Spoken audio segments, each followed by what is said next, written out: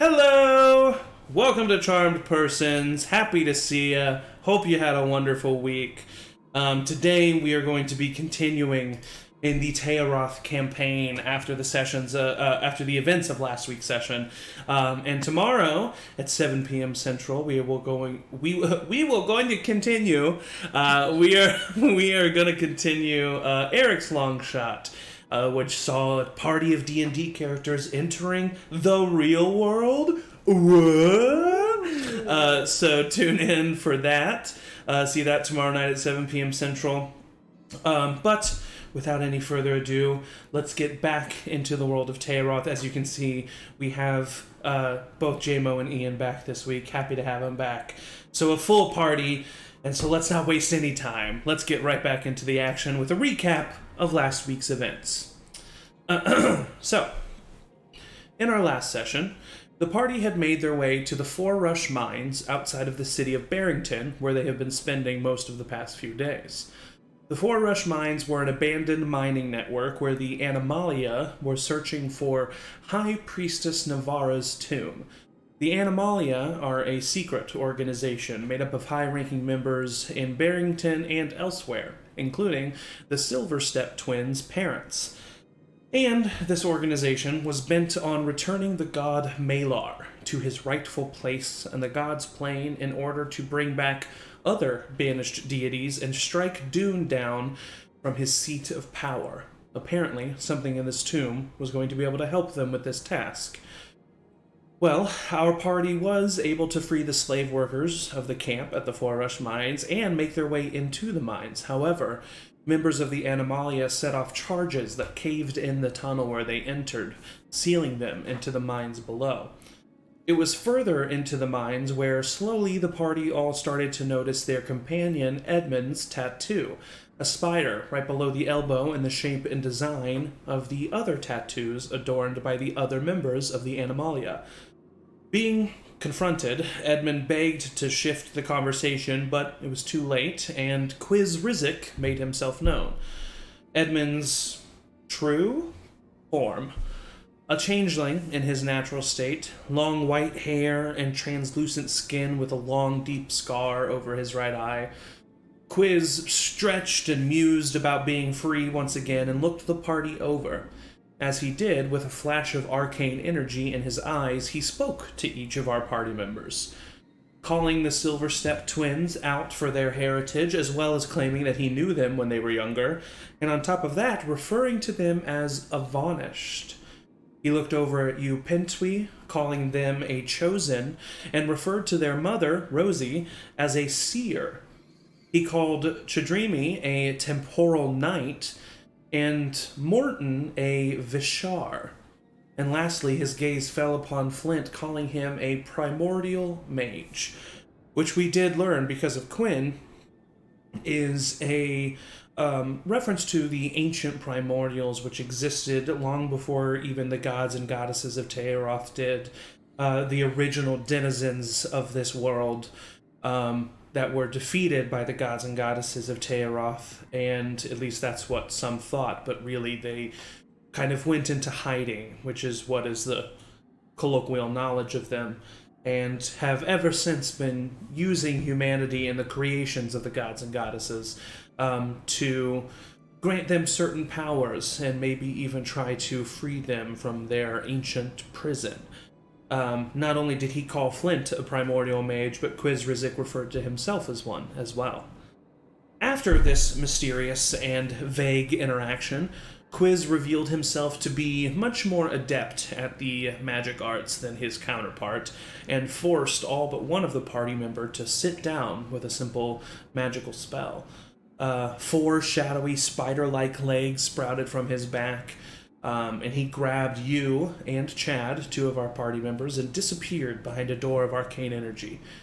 Not knowing what happened to their other 2 party members, the rest of the gang continued further into the mines, where they fought these half-dark elf, half-insect-like abominations.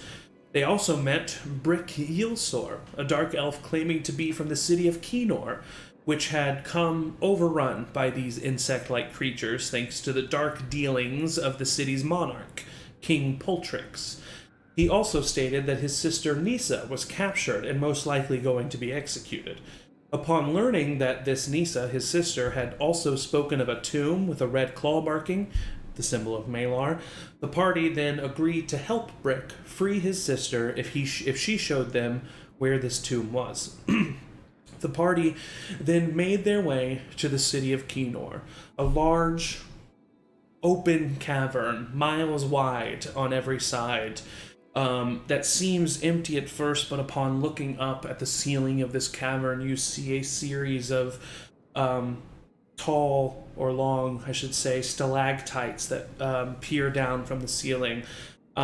And they are all aglow with light as the denizens of this city have made their home in these stalactites.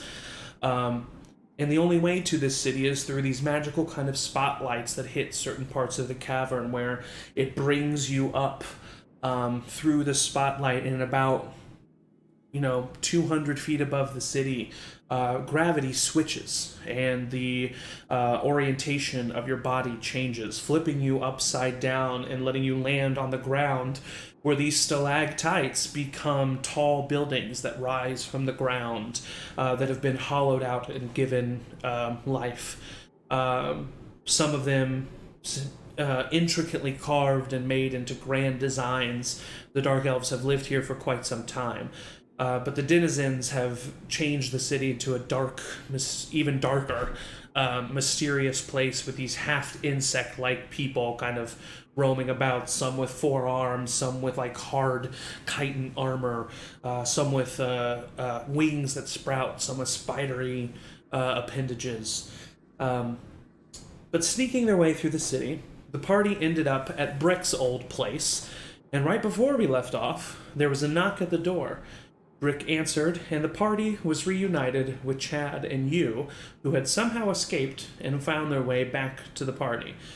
And that is where we left off. So, gang, Brick has just opened the door, and the word that he said was, "Oh, she's gonna love this." And he kind of steps off to the side, and you is standing there in front of Chad holding this metal golden-like device. And you looks up from the device and says, "He was right, I did find you." And that is where we left off. So what is your reactions in this moment? And actually, what I will say before we start, both Chad and you do recognize this man who has opened the door as the Dark Elf that you passed in the tunnels with, Quiz, who kind of, as he passed, started leaning out of the darkness as if he was going to do something, maybe say something, but fear over his eyes slunk back away and let Quiz pass. So you immediately recognize him as that, but you also see the rest of your party, and you are all reunited.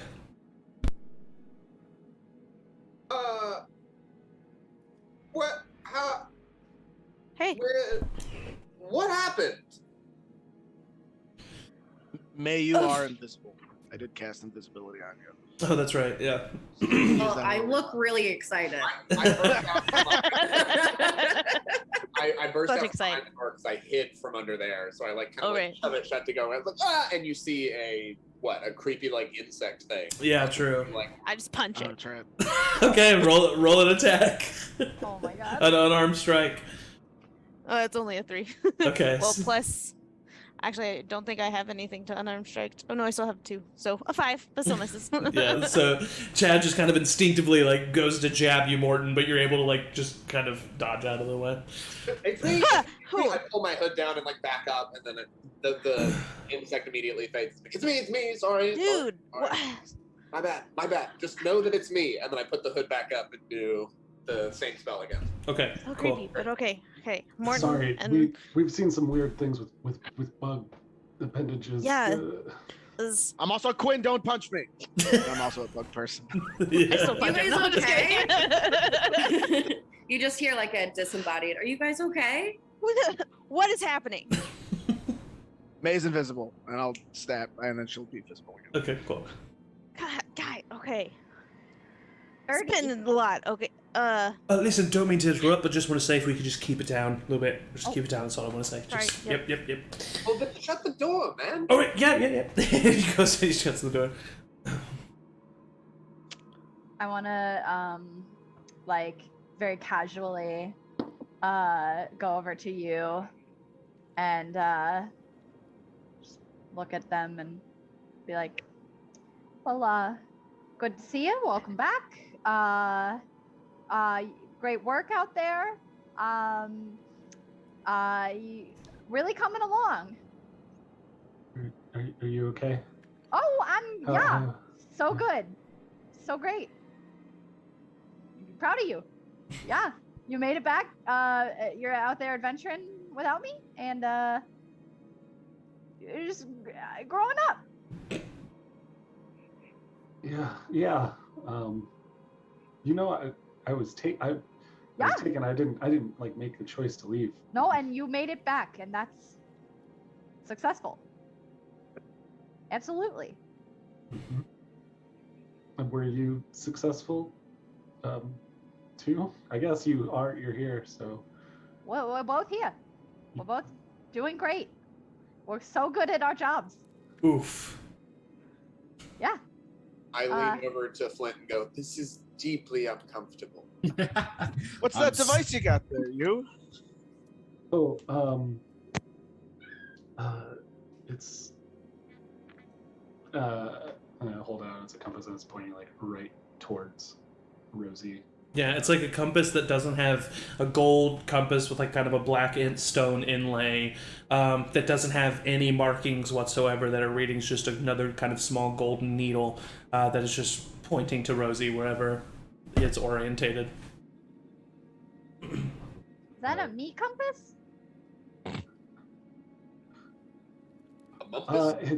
I was told that if whoever I'm looking for, it'll point me in that direction. And just so you know, How we found you. this is a magical item that you now have possession of.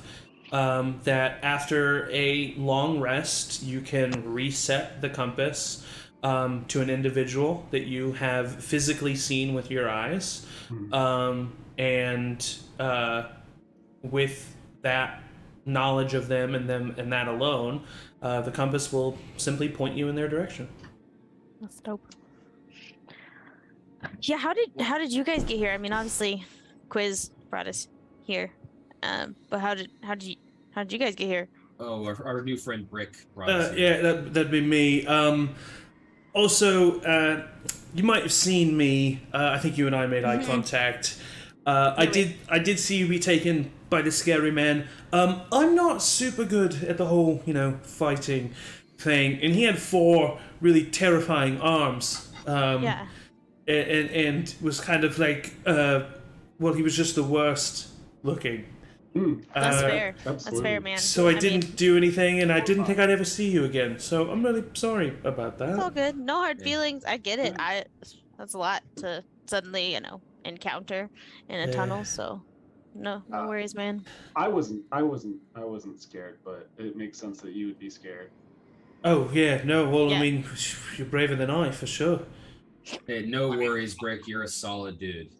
Hey, Flint, you've had my back this entire time, and I want you to know I've noticed. I give him a firm handshake. You kiss it right back. Yeah. So, I mean, it seems like something's going on here. We didn't get a lot of details. Just this dude named Triv was like, "You shouldn't be here," and helped us escape. But that was about it. Oh, you met Prince Triv? That dude's a prince. Prince? He's alive? Is he cute? Oh, I mean, that was pretty cute. Awesome. He's a prince. I mean, Well, yeah, I know when it's prince, but... he's King Poltrix's brother, who we all assumed that he had killed. He was leading the resistance. He immediately had issue with what King Poltrix was doing down here. I thought the resistance was killed. Are they still around? I mean, Triv is at least. He's like similar disguise to kind of everybody, but pretending to be a guard, I guess. Interesting. And Brick just kind of like sits down and is like just thinking. Can I make an investigation check or perception check to see if we're being listened to? Because the thought of like, I thought the resistance was dead. Like, uh-oh. Yeah, for sure. I would say, I would say perception check. We could say investigation for that +6, but no, it's fine. Well, investigation is something very specific. It's a 1. It's a 1. You just are really wrapping your brain around like, what did Chad mean by like kind of cute? Did he mean that like you're currently? It's just like that's in your brain, distracting you. Like cute for a prince, or like actually cute. I mean, at the time I didn't know he was a prince. He's still. Yeah, he's an attractive cute. He was dude. cute outside of being a prince. Yeah. Okay, because And I haven't met many princes, but I mean, that's we know those family lines like back in the day where they were like, we love each other, and you're like, that's not right, and then it's like they look funny because of genetics. Do we all know what genetics are in here? I've read a lot of books. I know stones. Is that what you're talking about? yes. No. Yeah. You know what? Yes, Flint. By the way, I love being down here underground. This is my home. Stretch out on a recliner. Bet this is like your thing.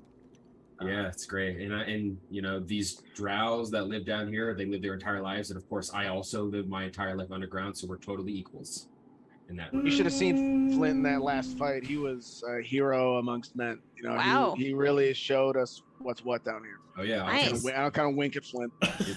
thank you. Killed them all. That's cool. With the new Look feat forward to that the next you one. just took, Chad, your passive insight lets you know that this is bullshit. You heard a line. I didn't. No, you are, but Flint is not. Killed them all. Yeah. So So wait, how did you guys meet Trent? How did you get here? What happened with Quiz? he handed us off, I guess, to take as prisoners or with other prisoners, and this Triv guy was one of the guards taking us and was like, He "Papa." seemed to be, I don't know, trading us. Yeah. I was telling the rest of your friends that us. I was telling the rest of your friends before you were here that the Drow, well, not the Drow, but King Poltrix and his followers have been working with the Changelings as of recent years. Oh. So there's more Edmonds down here. Oh, definitely. More quizzes or more whoever they are.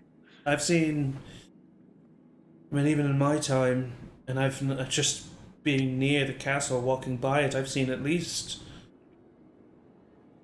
a dozen or so different changelings, and that's only the ones that have made themselves known. That's the thing that has led everyone to be so paranoid, is we never know if you're talking to a changeling who's secretly working with Poltrix. Are you a changeling? Are you secretly working with Poltrix? You have to tell us. Yeah. Whatever I need to do to prove that I'm not, I will, because I'm not. Insight. I'll Yeah, try to scare him to make yeah. him change. Roll an insight check and roll an intimidation check. Wow, I rolled another 3, so that's a 9. Pretty 9. good at intimidation now. 13. 13. He seems like he's telling the truth, and then he looks over at you, Cuinn, and he's just kind of like gets spooked for the moment, like, oh god. Right. I did, sneak you in here, if that counts for anything. I guess that's kind of just putting you in the fire, isn't it? What can I do? Described what Triv looks like. Alright, yeah, Prince Triv. He's a little bit somewhat older, but it's hard to tell with us. He usually kept his hair pretty short. In a battle he got a long time ago, he took a mace right to the left eye. Kind of have some scarring around his left eye. His left eye's faded out. Sick. Is that what I saw? That is what you saw with Prince Triv, yes. Okay. I kind of take a step back, like, okay, all right. Now, when we said cute, we did mean kind of like rough, Ruggish. like roguish. Yeah. I kind of like I could fix him kind of thing. No. Maybe. I mean, he definitely like People, His has eyes. like that no, you edgierness can't to fix him, you know. people. Do you know Greater Restoration? I don't know if you can fix him. No, what is that? Hell, we live in a magic land. Yeah. I mean, he didn't seem like a bad boy. I He mean, just, I've seen you know, you do spells. You have that hood. You little look like an rugged. insect. Yeah, but I don't know much beyond that. I know that. I know I can Rough make and tumble people kinda dude. like me. I can make a little hand, and other stuff. I can shield myself, which is nice. I, of course, don't know anything about magic. Yeah, same. Oh, that's not true. Yeah. Huh? What? I just joined y'all. I'm not gonna no comment. So Did Flint do? Did you do magic? Is that why you were so good at the last fight? Flint did nope. magic? Nope. Just kind of hit people with my big hammer. Flint, if you did magic, you have to tell us. Well, now that's a little weird. I mean, no, he doesn't. But also now we're curious. No. I look roll at a Morgan and I say, deception check, Flint. Rosie, roll an insight check. 10.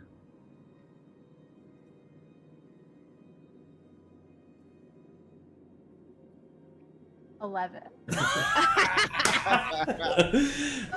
Flint is lying to you. I get right up to him. I'm sweating so hard.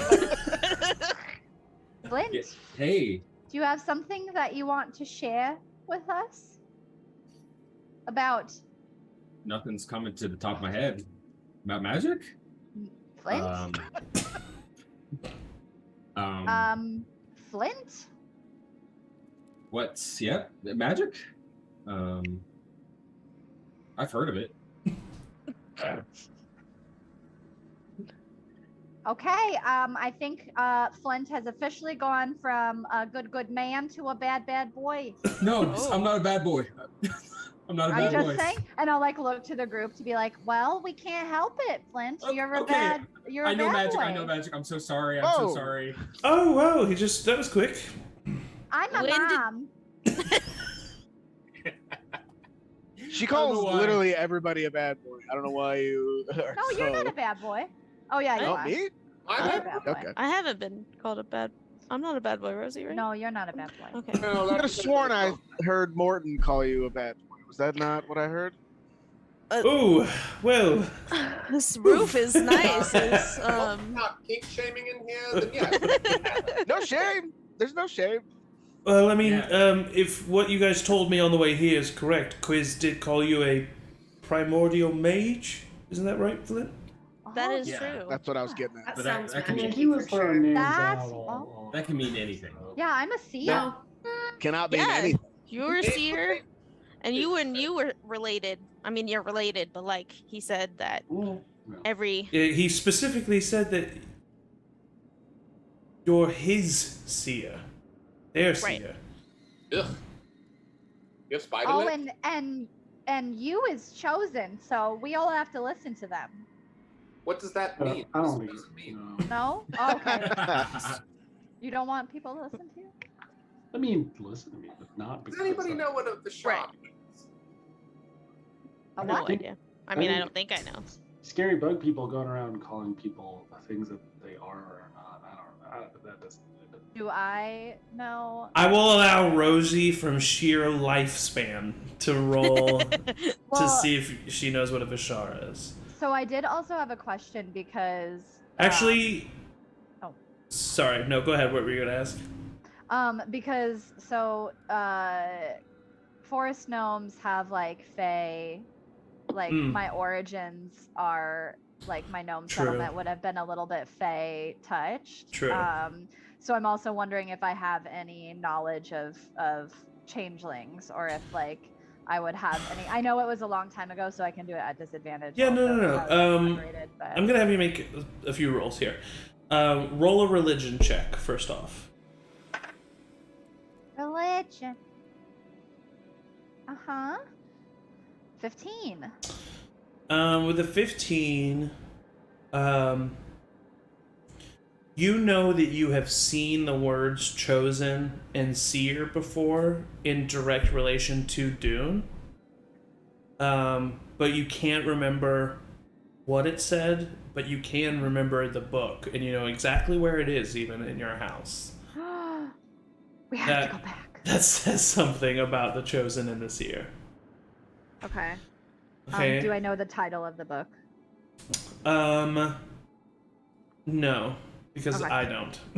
But And I'm just gonna be honest with picture that. it on my shelf. Yes, exactly. You know, like where it is. It's got like a blue spine and covered in dust because you haven't read it in so long. It's old. It's old.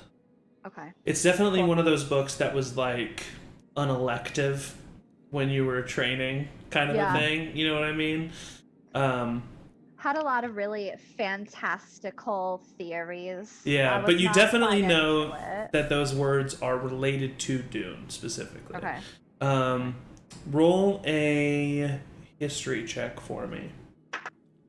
Oh no, that's bad. 6. 6. You do not know what a Vishar is. Now roll a history check at advantage.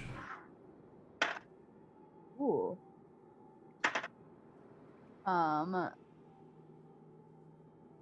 Dirty 20. Dirty 20. With a dirty 20 regarding changelings, you know that the forest gnomes have dealt with changelings before, and that changelings are as finicky as the weather.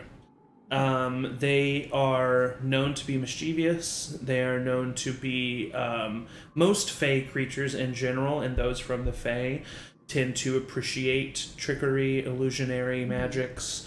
They're here for a good time, not a long time, kind of a thing, even though they're all pretty old. So it's like they're here for a good and long time. They're here for a long, good time. They only live to be like 200 or something. And you would know that probably not in your time did you ever deal with changelings. But occasionally they would come and they would help the forest gnomes, you know, build parts of their, you know, civilization. They would also come, and there was another time that they came and like a festival was held in their honor, but they used that festival to like steal a bunch of stuff. So like, I mean, it's literally like, it depends on the person, it depends on the time that you run into them. They're like so wishy-washy as to whether or not you'll get a good or a bad experience.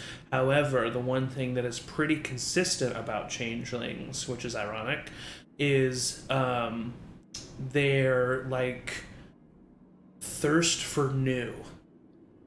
So like new experiences, new power, new information, anything new and anything unknown to them is of a great motivation to changelings. Oftentimes when deals are made, the commerce that is exchanged with changelings is not monetary or material, it is usually information or experiences that are gifted to the changelings. And so that's what you know from that. Cool. Cool. Okay, I'll hold on to that. Yeah. For a little bit. Well, if the resistance is still around, they could be of some help if they are still around, that is. Help with They can help us what? get to your sister. We agreed to help Rick's sister, and then Rick's sister is going to lead us to the tomb that we're looking for, at least in that direction. Great. Cool. Yeah, she spoke of a tomb right before she was captured that had a red claw markings on it. And according to your friend Morton here, that's the symbol that you've been looking for. She's in the castle, right? Isn't she in the castle, behind the castle walls? Yes, behind the castle walls. But she's been there for weeks now, and any day I'm afraid I'm going to hear those horns. And the horns mean that, you know, more sacrifices are being taken to the Queen. I have an idea how we can find her exact location. Nisa or the queen? This thing? The Nisa, Hmm. your sister. Well, we could use that compass that you found. And I know we haven't seen her, but Brick has. Right. So if maybe Brick could That's true. I mean, I could. compass to find her. I could also. Yeah. That's true. I mean,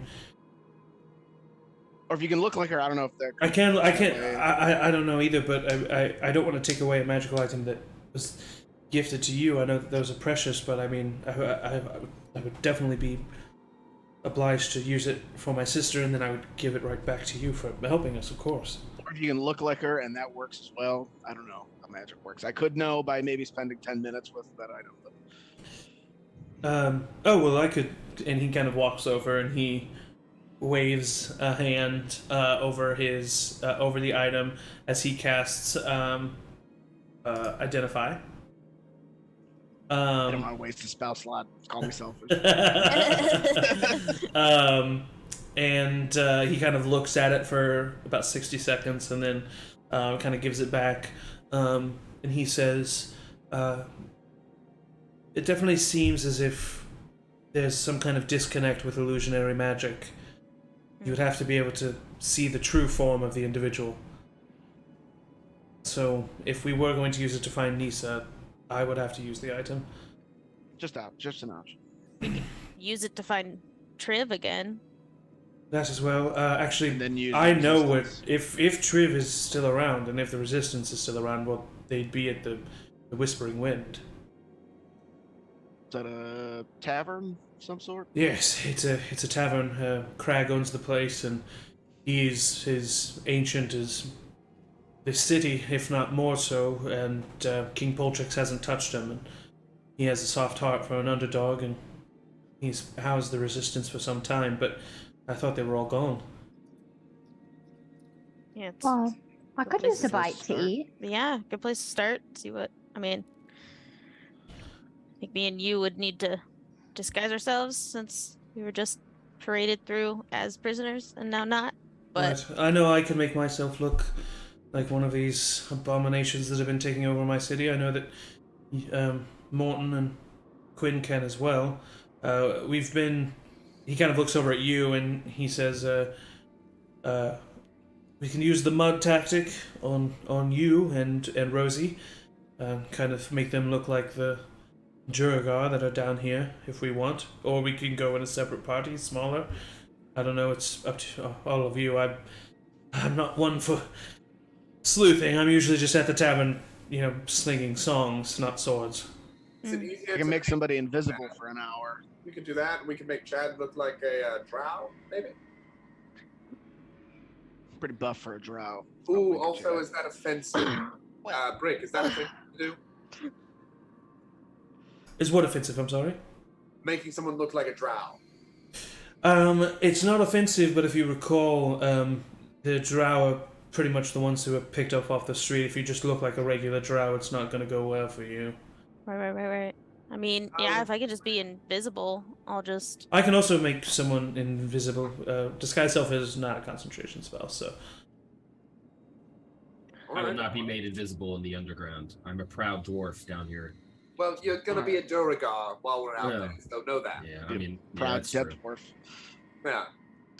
I mean, yeah, I you don't look said there's bad. some sort of...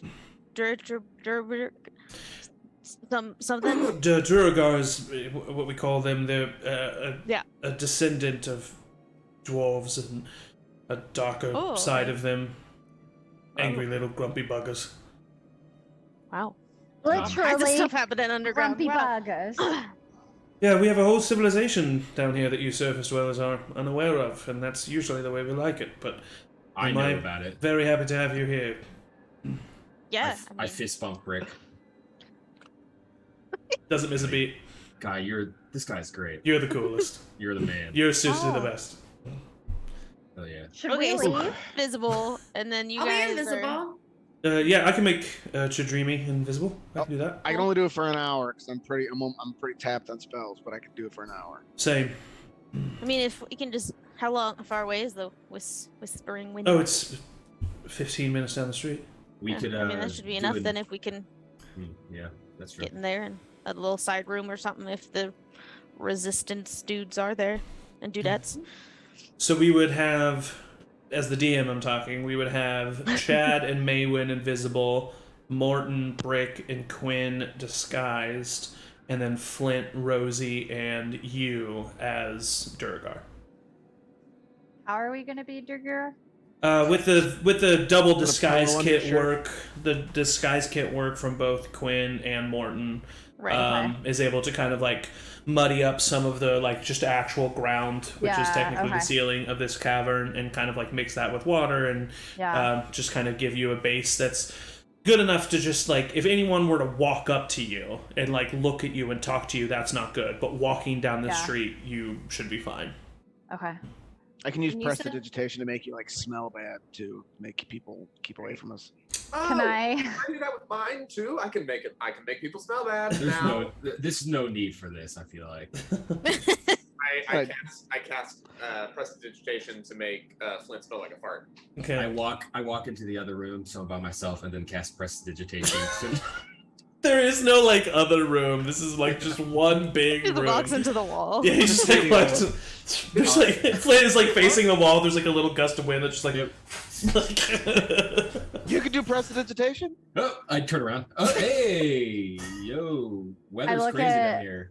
You know what, Flint? I'm always narratively deciding things for Matt. Matt, roll a sleight of hand check. You should decide this for yourself, or the dice should at least. 14.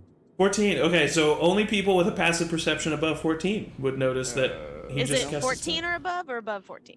I would say he's setting the DC, so if you have a passive perception of 14, you see him do it. I see him do it, and I Dang look it. at him, and I pull my big giant elbow glasses off, and then I cast minor illusion to make my eyes look like bigger than they Oh. are, like bug eyes. And I look at him, and I blink, blink, blink, and I look away. I have visible pit stains. Why are you so sweaty? Prestidigitation, though. Yeah, yeah. Wait, did I do that? Did I do that with my little thing with my staff? Did I make you have sweaty pits? Yep. Yeah. Can you stop that? Oh, yeah, and I like wave my staff and like nothing happens, but I definitely think something happens. Yeah, amazing. Okay, Looking at so Rosie are you and going to the Rosie's Whispering Wind tonight before a rest? Yeah, I'm hungry. How far away is it? It's like 15-minute 15 walk.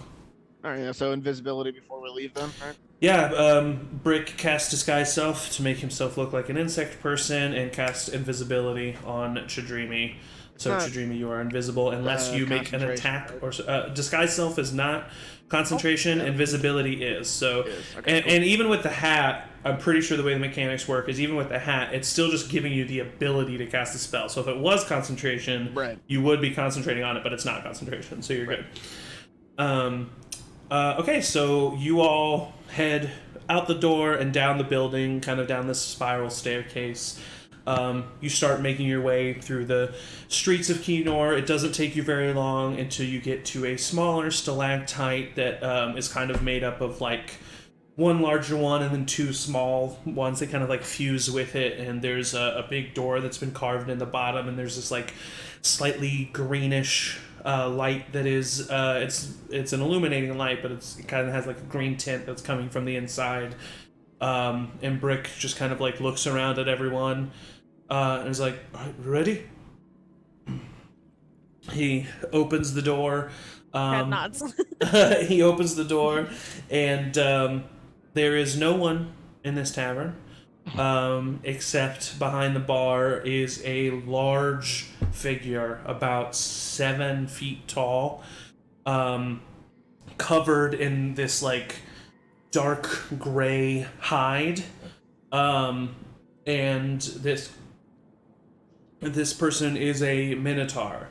And this is, for most of you, something you've never seen before, never even heard of before. You have read about minotaurs, in your books. Most of them treated them as like an actual species that used to roam these lands. But from what you've read, minotaur have been extinct for, I mean, centuries, like almost a millennia. they're known to be like having gone extinct during the Divine Blight.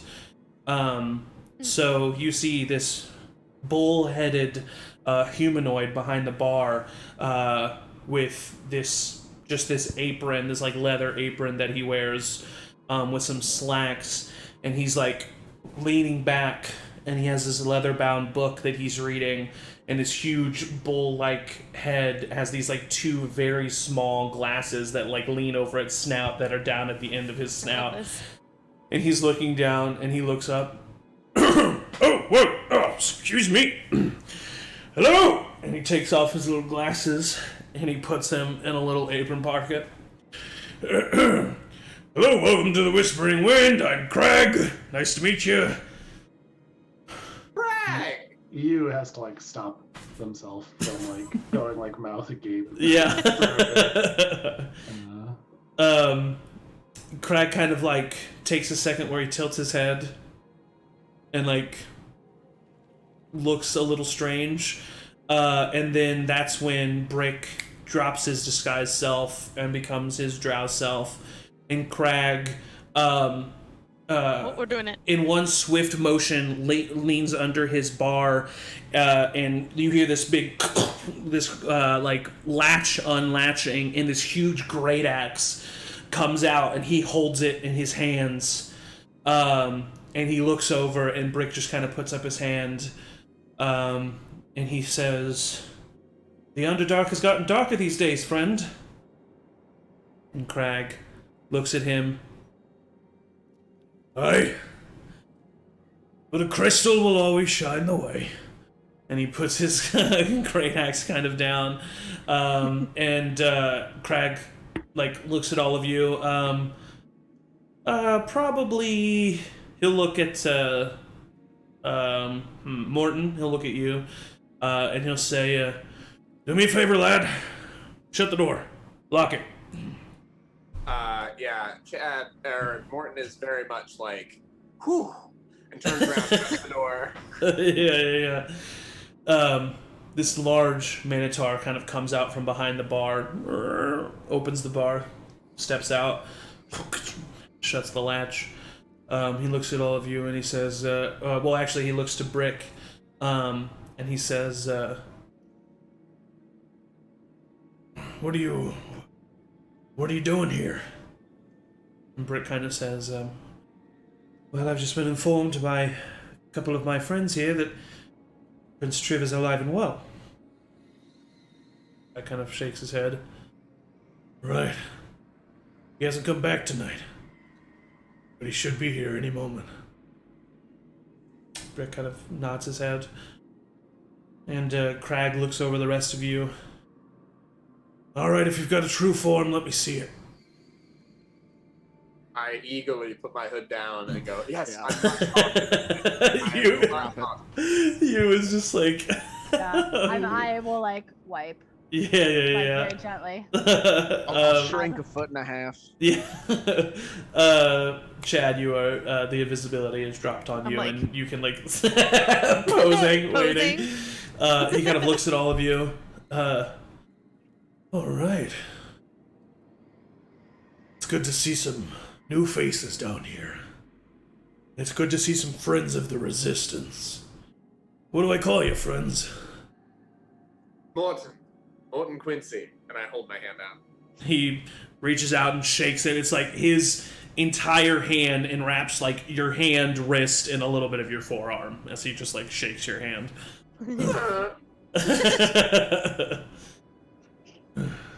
I'm May. Chad, nice to meet you. Chad, May. Flint, nice to meet another underground dweller like yourself. I guess so. Has been quite some time. Hello, I am Rosie, and this is my child, or my well, they're capable. They're like Capable of speaking for themselves, Mom. Hi, I'm you. Hey, you. Nice to meet you. And he comes down and he, not out of like disrespect, but out of just like just trying to be gentle, he just kind of like gives you a finger, like shakes your hand with the I finger. squeeze the finger as hard as I can. He's like, oh, seem formidable. all right, I see you. Okay, what's your name? I'm Cuinn. Cuinn. Nice to meet you. What are all of you doing down here? Mostly an accident, but we were also looking for. I don't know. Should I be the speaker of this? I can't. Looking for Looking some for help. his sister. Yeah. Oh, I'm sorry to hear that, Brick. And he kind of like, yeah, it's been almost a month now, and you see Crag kind of like perk up at that. Oh, I'm really sorry. And Brick kind of shakes his head. I know, any day now. And Crag kind of nods. All right, well, you seem on the up and up to me. Come on, meet the rest. And he like goes over to his wall and he moves this like sliding door that reveals this staircase that kind of winds down. And he just leads the way. And as he does, he kind of shouts back, "Last one, shut the door, please." He just kind of like walks down.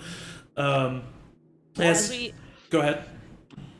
I was gonna say, as we walk, I like stop next to Morton. I say, so there's been so many like code words and like things. I think we need one for the group, of the like getting darker down here. We missed the other one. I think they're on some with this. That's so smart. We should definitely run with that. There's like so many changelings and shit down here that I guess. That's fine. Anything. I agree. Should we let's split off and like figure that out at some point in the future, and then we'll figure it out, discuss it with the group, see what they think. Cool, great, yeah. It seems like a common thing, so I think we need to jump on it. It's kind of cool. It's kind of cool. Yeah, like have a code name, code words. All right, let's go. Cuinn, you were gonna say something? I was just telling Morton to close the door. Okay. Got it. I think I'll walk by Crag. Crag grabs a lantern at the top of the staircase as he leads all of you down. You enter into honestly what looks like just used to be storage for this tavern. However, some cots have been set up.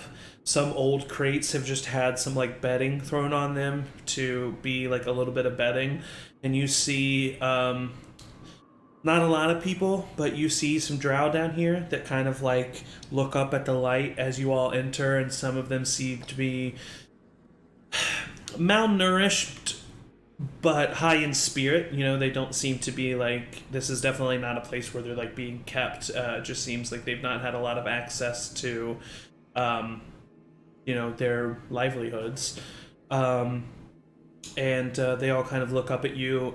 You see probably about a total of like 6 people down here. There's not a lot, and you can definitely see that there's bedding and like old belongings that like alludes to the fact that there probably used to be roughly like 20-25 people down here. Where did the rest of them go? And as you say that, Brick kind of like opens his eyes wide and looks around, and Crag kind of like solemnly looks back to you, Rosie, and he says, they were all sacrificed to the Queen. Oh my Dune. Okay, and I'll like walk up to the remaining people and just start digging in my bag of holding and like pulling out rations and like giving them to the people that are they gladly take them. Everybody that you run into, like I said, they are high in spirit. They don't seem to be broken. They seem to be solemn. They seem to be stoic, but they don't seem to be depressive. They definitely have their wits about them. And you see that they're all just kind of like watching you with a weary eye, but when they make eye contact with Crag and Crag kind of like nods, they seem to like ease up a little bit, but none of them are really speaking to you or anything. And Crag kind of speaks up and he says, I don't know how much Brick's told you, but this is all that's left of The resistance started by Prince Triv. It's a sad sight. We're beginning to lose hope. Oh my goodness. Well, I guess your hope just arrived. That's us. Doesn't take much to spark change, so. I mean, that's a little bold. Like, we're gonna do our best. But good lord. Did you say anything about Batty coming in? Because she fully would have just come in with me. I think that Batty, we'd established that Batty was kind of like digging places, Yeah. and not just like walking. Oh wait, no. No, Batty was Batty was fine on the streets. He said that giant badgers were not a thing that were uncommon. Not super common, but not uncommon either. So yeah, I mean, he didn't really. But Batty's just kind of there, and no one really. I mean, definitely, Batty will like go up to some of the drow, and the drow will definitely just kind of instinctively, give her some scruffs. But yeah, she doesn't seem to be drawing any attention unwantedly. I tell her to just give love, go around and give some love. She does, but she also is like, she's also just giving it to the rest of you too. So Batty just like comes up and just like rubs on all of you, and she walks over to you, Flint. And I just nod solemnly. She just kind of nods and walks away. God. We have a professional relationship. Can I set up in a corner and just start playing a little somber tune? For sure, 100%. Roll a performance check for me. And then I want to use minor illusions to just give me a little like drum. Oh my kinda, god. like, Okay, amazing. That's pretty good. Yeah, 23. 23, yeah. You remember this song that used to be played. It's a song about a group of warriors who were surrounded during the Divine Blight and fought. The Alamo? Yeah, and fought for 10 days and 10 nights until they were able to make enough time for the reinforcements to arrive. And it's a beautiful song about hope and overcoming, adversity and triumph over darkness. And it's a very poignant song for this moment. And you're a performer. You naturally know how to pull on heartstrings. You slow it down just slightly. Put a little stank on it at the end. Yeah. And with the 23, you said? Yeah. You definitely see that some of the drow like just get lost into hearing this and like even start swaying sometimes, and that a few tears are shed, and it's a very, very nice moment. Yeah. As all of this is happening, and kind of as you end the song with a little bit of pizzazz, you hear some footsteps coming down the stone staircase. And you turn around and you see this like half insect like creature. However, as he comes down the stairs, unlike Cuinn and Morton, who have been using illusionary magic, you see this man take off like a fleshy looking mask that then reveals himself to be this short-haired drow with a bit of scarring on his left eye and a faded out eye, as he kind of like stops and stares and looks around, and he looks specifically at you and Chad, and he says, "Oi, I thought I told you surface dwellers to get out of here." We didn't, but... I did my best to try to save you. Well, there seems to be more that we can help with, so we're here for a little longer, it seems. You see Prince Triv come up and approach Brick, and he puts a hand on his shoulder, and he says, "Brick, my friend, I saw Nisa. I'm just gonna come right out and say it. She's the next to go with the horns." And Brick kind of hangs his head solemnly, and he puts a hand on Triv's shoulder, and he says, "My prince, I thank you for telling me this. I really do. And hopefully our newfound friends are going to be able to help us out with that. And Prince Triv kind of like looks around. Oh, really? Is that so? You're all here to help Brick? Yes, we are. Yeah. Absolutely. By the way, I'm not a surface dweller. I'm underground dweller, just like you. I was telling them we came in here. They was like, if you want to know what time it is down here, you can't look up the sky. That's like a thing that us underground people say all the time. My name's Flint, Boulder Bender. Nice to meet you. Nice to meet you. And he comes over and he shakes your hand. I squeeze so hard. Yeah, he starts squeezing back. Roll an athletics check. Yes. Oh my A god. firm handshake. I gotta give the prince a firm handshake. 16.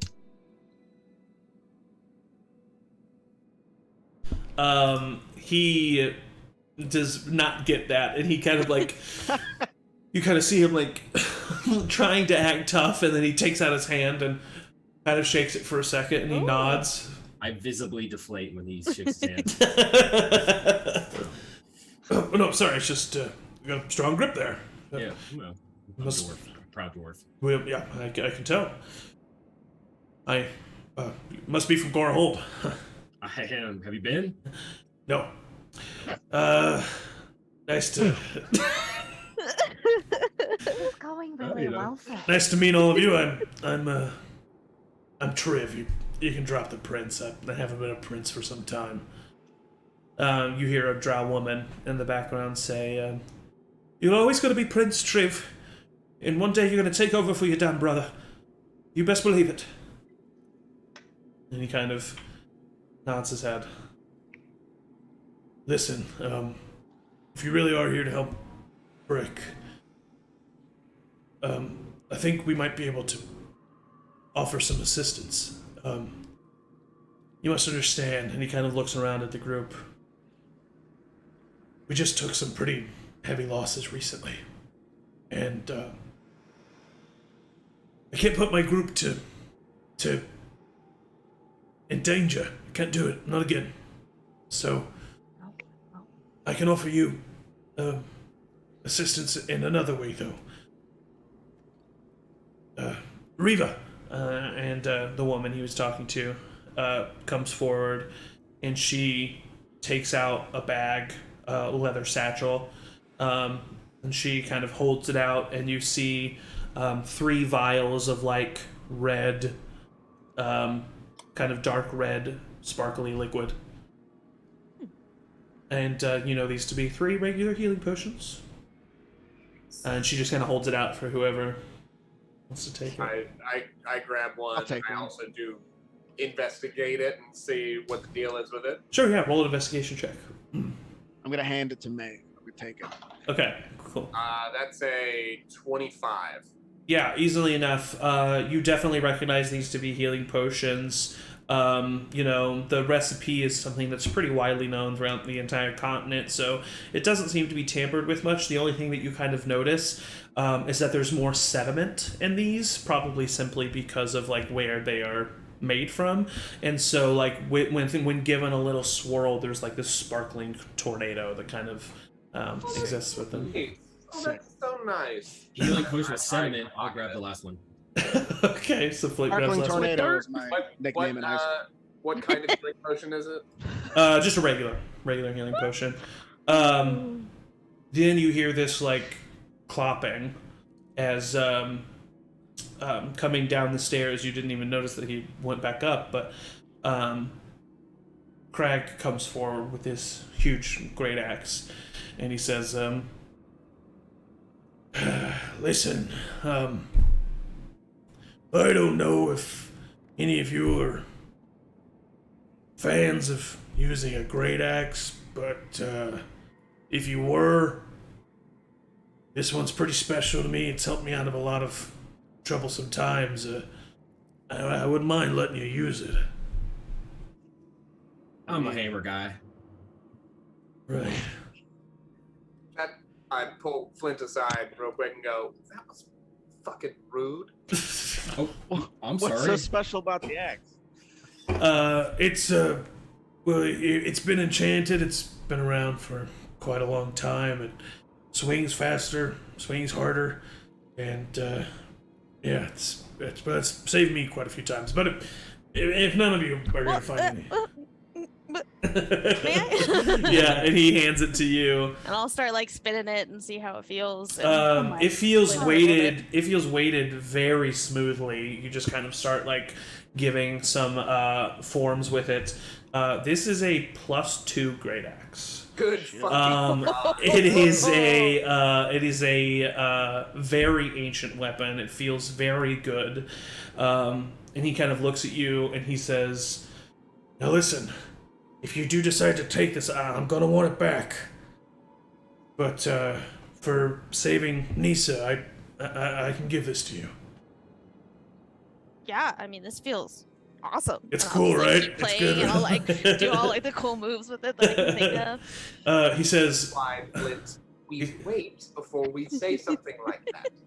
Hey, Crag, I'm sorry about my outburst earlier. "Hey, you're a hammer guy. That's all right, you know." Hey, thank you. You understand. It's sometimes it's fun to like. No, I'm an axe crush man. some- I don't understand it all, but I get it. We're like two Yeah. different worlds, you and me. Yeah. I give him Normally firm I'm a handshake. sword guy, but this axe might. And he brings it, and Anyway. he clicks. He like comes over to you, Chad, and he like clicks this metal bar, and half the blade from the axe slides down to the other handle, and it snaps off in the middle, and it becomes 2 + 2 hand axes. Get fucked. That's so nice. So cool! And I like just keep going. I'm mesmerized by Wow. this axe. That makes me worried with what Zach is going to throw at us. JMO, do you usually use a Awesome short weapon sword? that might come in handy. I usually use Demogorgon comes scimitars. out of the mix. Okay. I just Uh, could use an extra short sword. I'll say out loud, does anybody have an extra short sword they would let me borrow? Oh, Um, no, I've got the dagger there. Actually, at that I I moment, would love a dagger. I have two hammers. at that moment, Triv kind of speaks up, and he says, "Well, as a matter of fact, that's something that I can help you out with.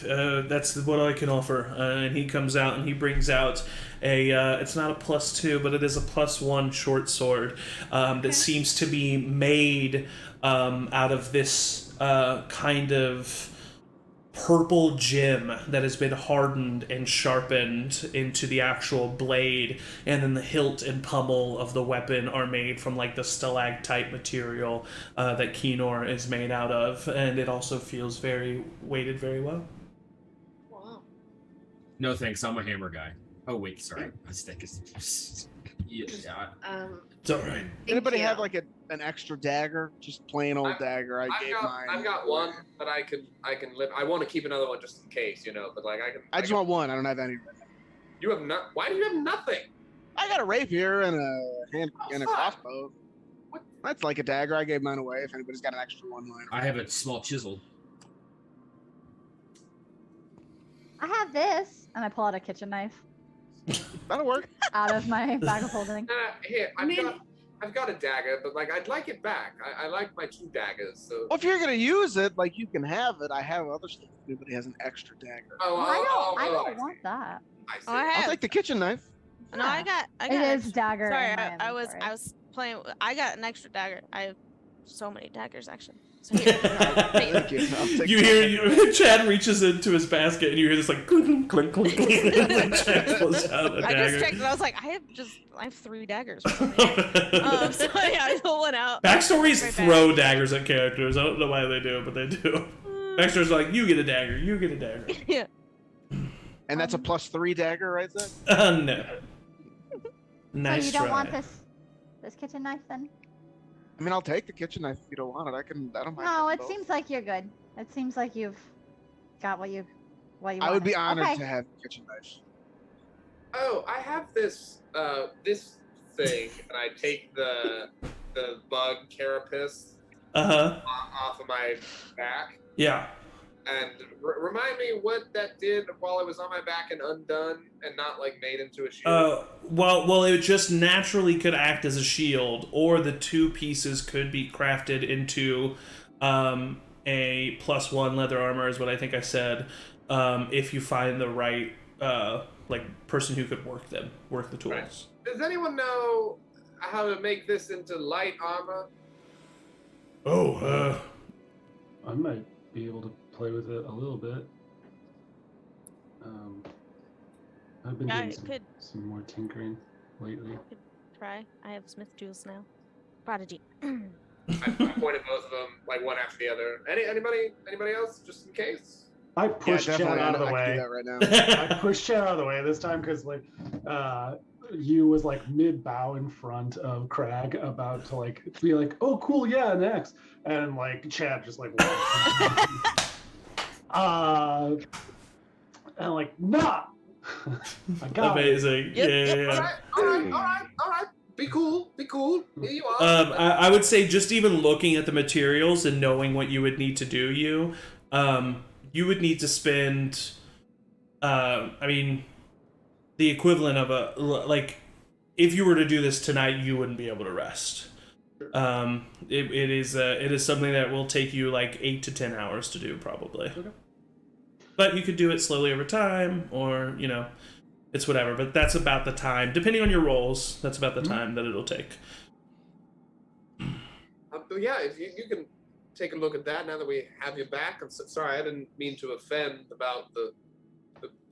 I was just trying to see who'd do the job, you know? No, I got it. Look up at Chad. Yeah, all you, man. Crag speaks up and he says, you're all welcome to stay here for the night. I'm sure you've had a long day. Brick's place might not be the safest. Yep. It was like one room.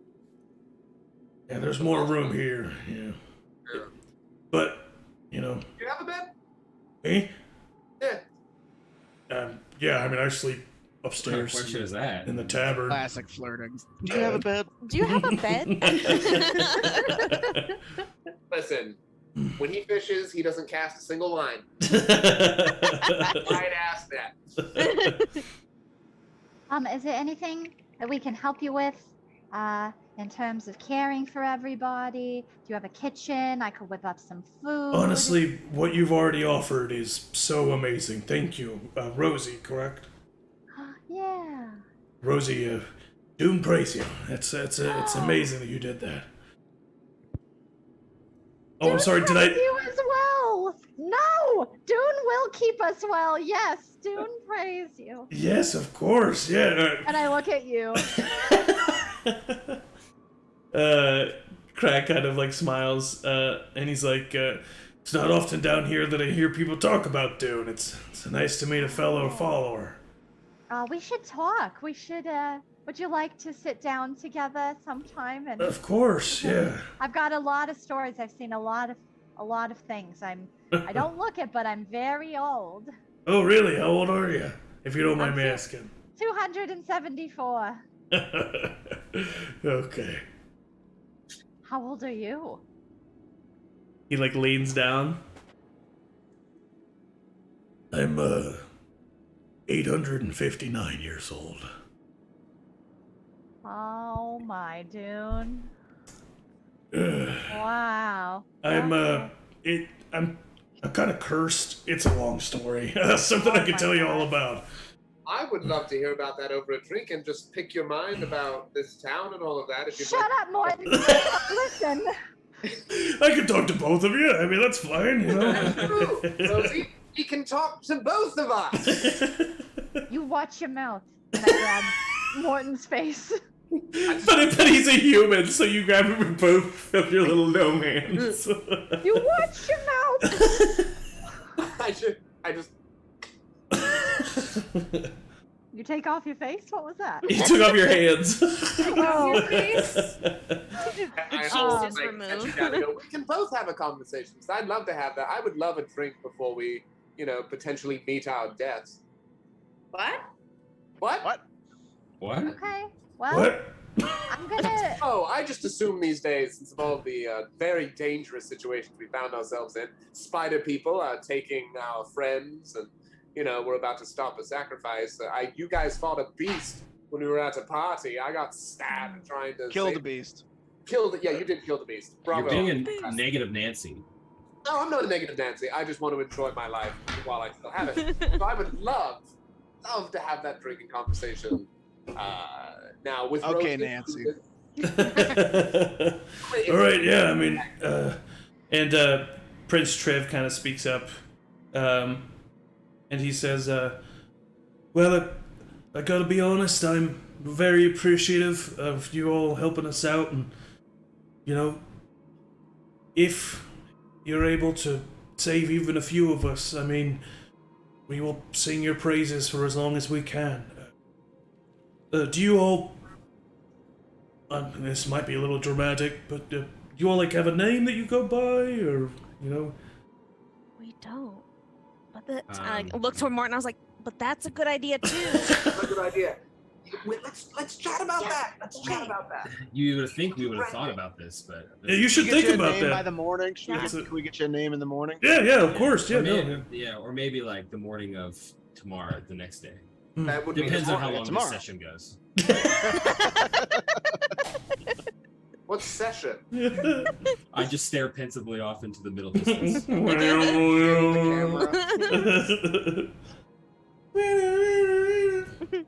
So that drinking, chatting. Yes, sorry. At some point in time, I would have gone back up to the bar and set an alarm spell. Okay, perfect. Good to know. Good to know. Uh-oh. I don't like how You that immediately sounds. get a ping from the alarm. As you're setting it up. Yeah, as you're setting a beep. Done. No, good to know. Good to know for sure. Okay, cool. So Rosie, yep. Can I, at some point, and it doesn't have to be now, but I want to, like, find Triv and just talk to him for a second. Of course, yeah. I think that we're kind of in the events of the night now, as people are kind of getting ready to go to bed and doing the things that you're going to do before you go to sleep. So Triv is kind of over by himself, taking off some armor and, you know, starting to unwind from the events of the day. You approach him. Yeah, I'll go up to him, and I'll just say, well, thank you for your hospitality.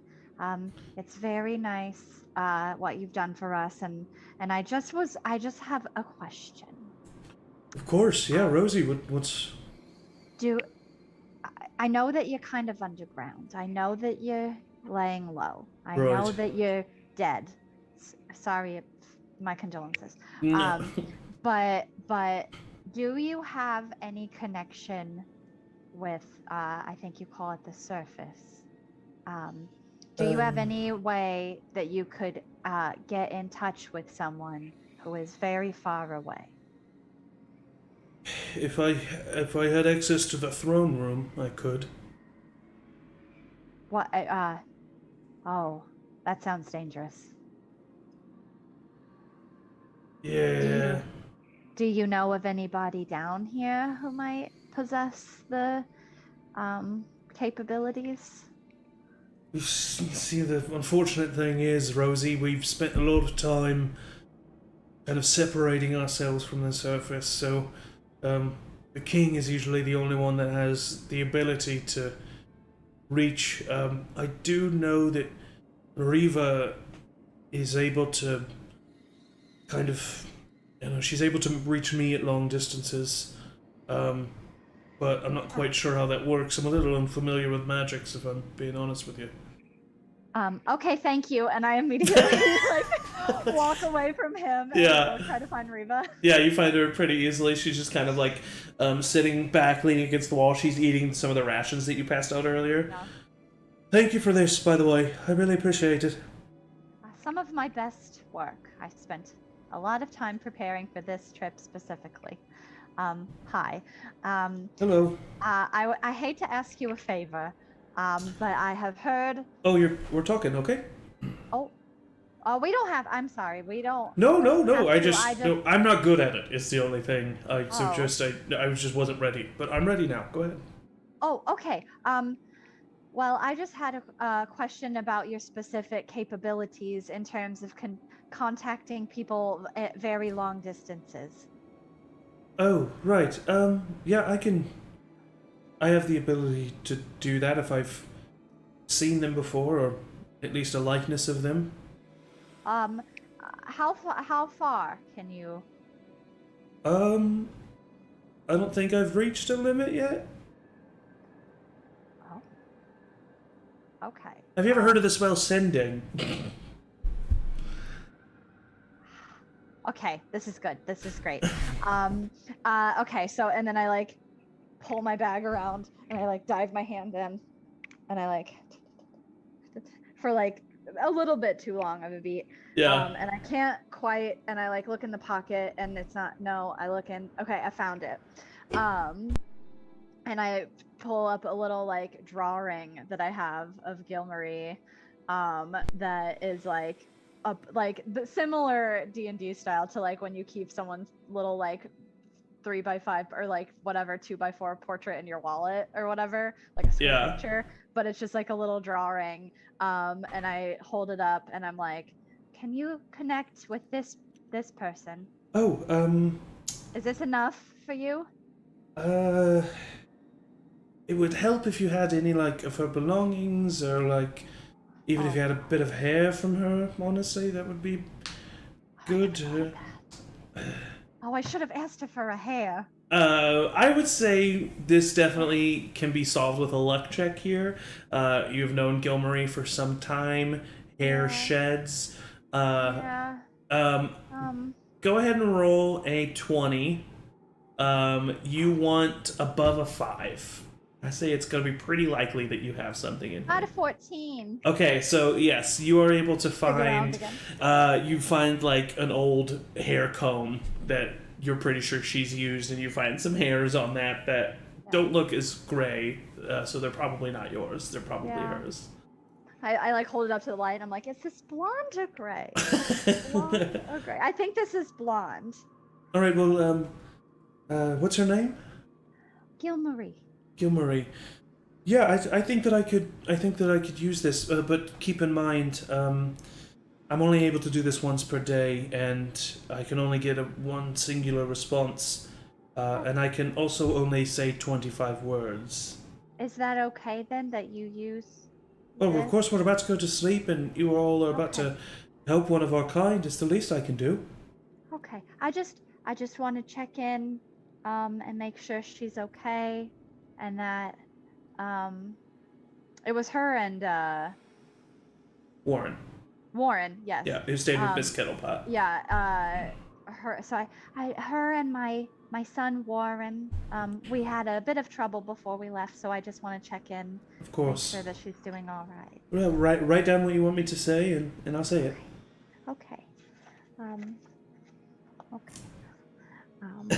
So go ahead. Yeah. So go ahead and, as if you were the one casting the spell, use the 25 words that you would say to Gilmarie. I say, hello, my love. This is Rosie.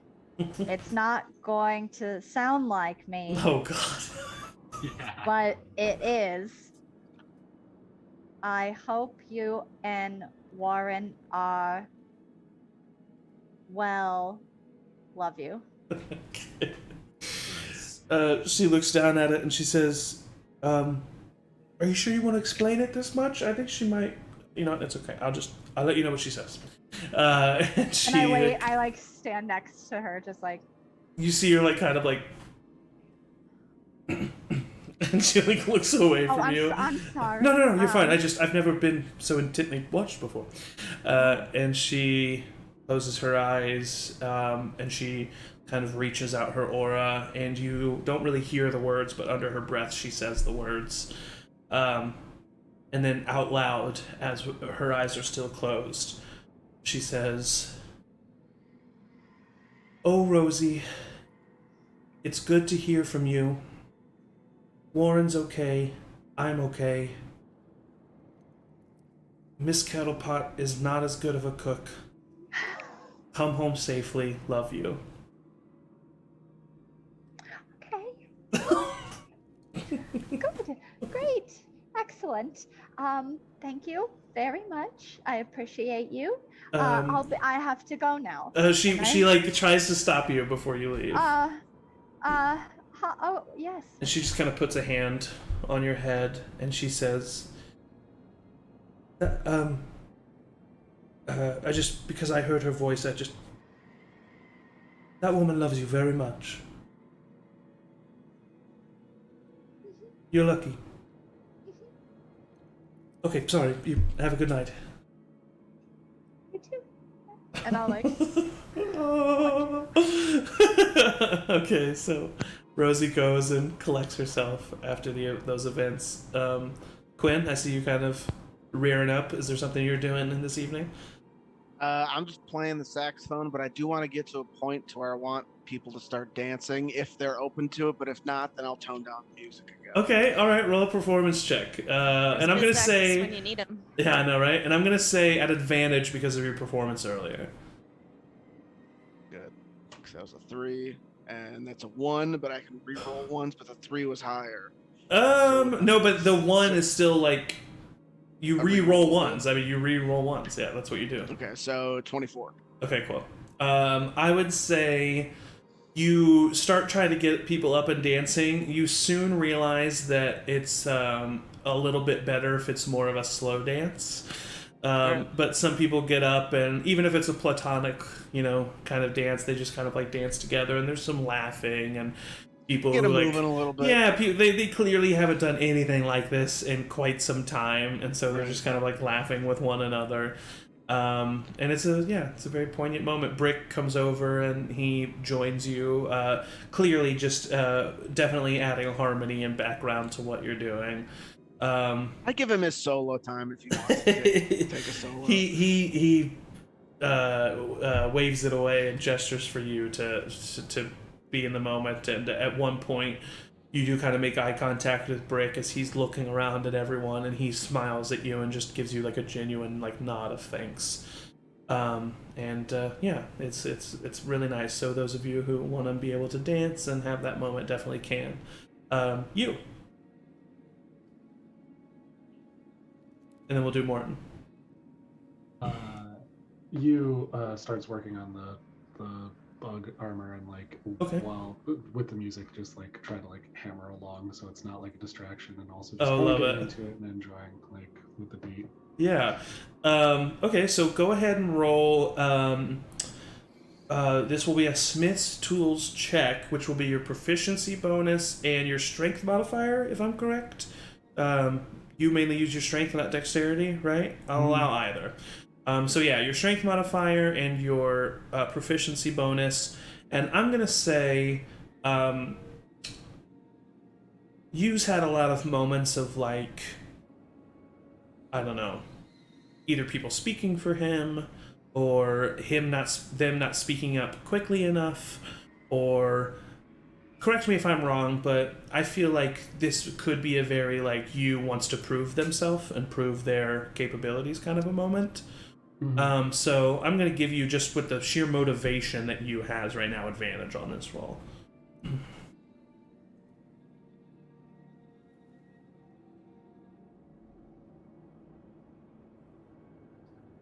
The higher roll was a 19. 19. With a 19, you definitely know that you can make this suit of armor. You know that you can give it a... it's not really a... I shouldn't have said +1. It's not really a +1 because you're not magically enchanting it. But like leather armor, light leather armor is usually an 11, and this is a 12. It's like it'd be studded leather armor, basically, is what it would be. So you definitely know that you could do that. You do, even with the 19, it will take you it would take you the whole long rest if you wanted to do it. Or with a 19, you can get a pretty good start on it, and then maybe finish it with the time of a short rest at another time.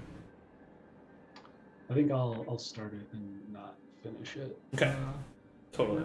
Yeah. If you roll good enough, you could probably finish it in like an hour, maybe 2 hours. With Part the amount of two, work just that you knowing do. that like there's other people trying to sleep. For sure. Yeah. And also with a 19, always on beat, definitely only adds to the music, if anything. It's nice. Morton. Now, I do actually go up and try to pick Crag's brain. Not only I'm flirting the whole time. Yeah. But definitely trying to learn about the entire culture, like little like phrases and phraseology and stuff to try and best portray this like bug person that I'm going to be going forward, and learning as much as I can about the town and all that stuff. Again, while also definitely flirting. Yeah. Over a drink. For sure. So that in case we get into a tough spot, there's there's a specific click that the bug has to do, and that's yeah. attack. And shit like that. Roll a persuasion check. Can I inspire him if I see him flirting? Yes. You're Hell inspired. yeah. You have a D6. It's my last inspiration. They have a Aw. D6 added to this roll that you can use. I respect the game. That's a 17. Should I add it? It only lasts 10 minutes. Oh, well then fuck, yeah. Oh, it was a 1. So 18. Okay, with an 18, you pretty quickly get the vibe that he's not vibing with the flirting. So, but it's not in an embarrassing way. He just kind of like, he gives you the vibe that that's not on the table, and you take it off the table respectively. And Morton's not a monster. Exactly, and yeah, exactly. So you very respectfully take it off the table. But with an 18, he definitely doesn't get bored of your conversation and continues to talk with you. He lets you know about his past a little bit. He does truly give you the impression that he has been around for almost a millennia. He speaks about how his kind were some of the greatest warriors during the time of the Divine Blight, and how they were used by all sorts of people for their fighting capabilities.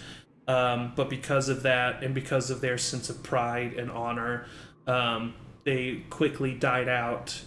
And that included his wife at the time. And when his wife died, he went searching for not so savory ways of returning her to the world of the living, which ended up in him being cursed with eternal life. And he definitely calls it a curse, and acknowledges the fact that other people would maybe call it not that. But what he describes is, imagine remembering every single moment of your life in the clearest detail possible. And he talks about how ignorance and forgetfulness and fogginess is a gift, and that much knowledge over that much time is a curse. And that's why he eventually found refuge underground, because simply less happened. And for the longest time, he was underground by himself, not eating anything, not drinking anything. And he stayed in this like pit in the ground for over 200 years, just sitting there and existing. And it made his mind kind of go pretty much insane, and just like but also in a weird way kind of gave him this like enlightenment that not a lot of other people have. And it wasn't until he was found by some drow that he joined the city of Keynoor and found himself kind of with a purpose again. And he liked to stay underground just because even though it was a city full of people, it's still like, it was kind of a routine, and there was similarities to the day, and it felt less daunting. And then he kind of lets you know that he's been in the city of Keynoor for about 300 years now, and that even when King Poltrix kind of came into power, not even him would like step up to Crag. Crag is not necessarily like this huge, I mean, he's a great fighter, but if the entire army of King Poltrix wanted to come at him, he would, but even as he's talking to you, there's just this kind of magical respect that he commands. And he kind of just seems like he's not logistically, but he just feels untouchable in a way. And he describes that feeling even as kind of part of the curse that he was put under. to where, I mean, truly, like, it feels unnatural to even go against him, because his curse is eternal life, and whoever cursed him with that wanted to make sure that that happened.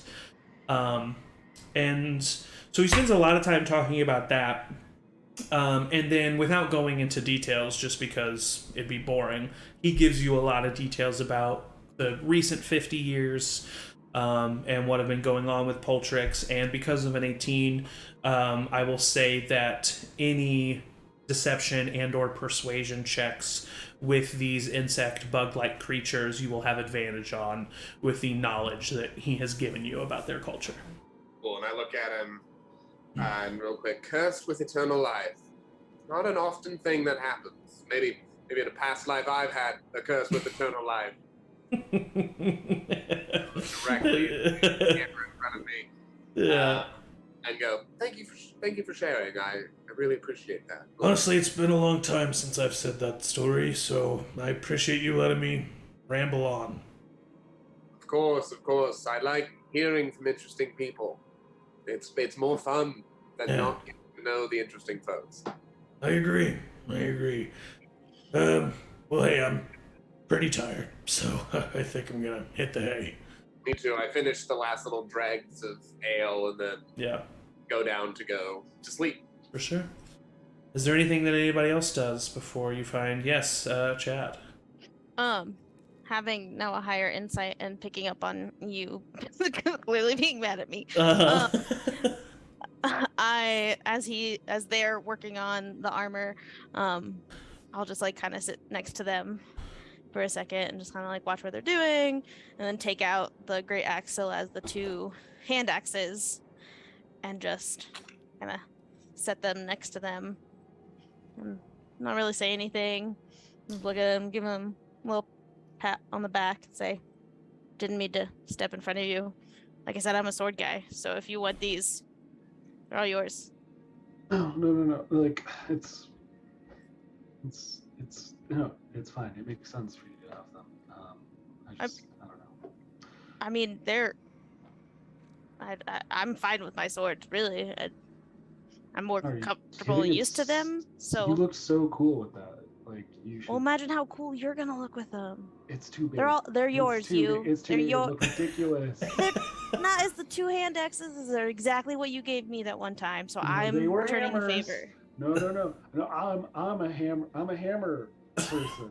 I'm a hammer person. Okay, well, I'll just keep these here. Yeah. I'm gonna do you touch them at all, you?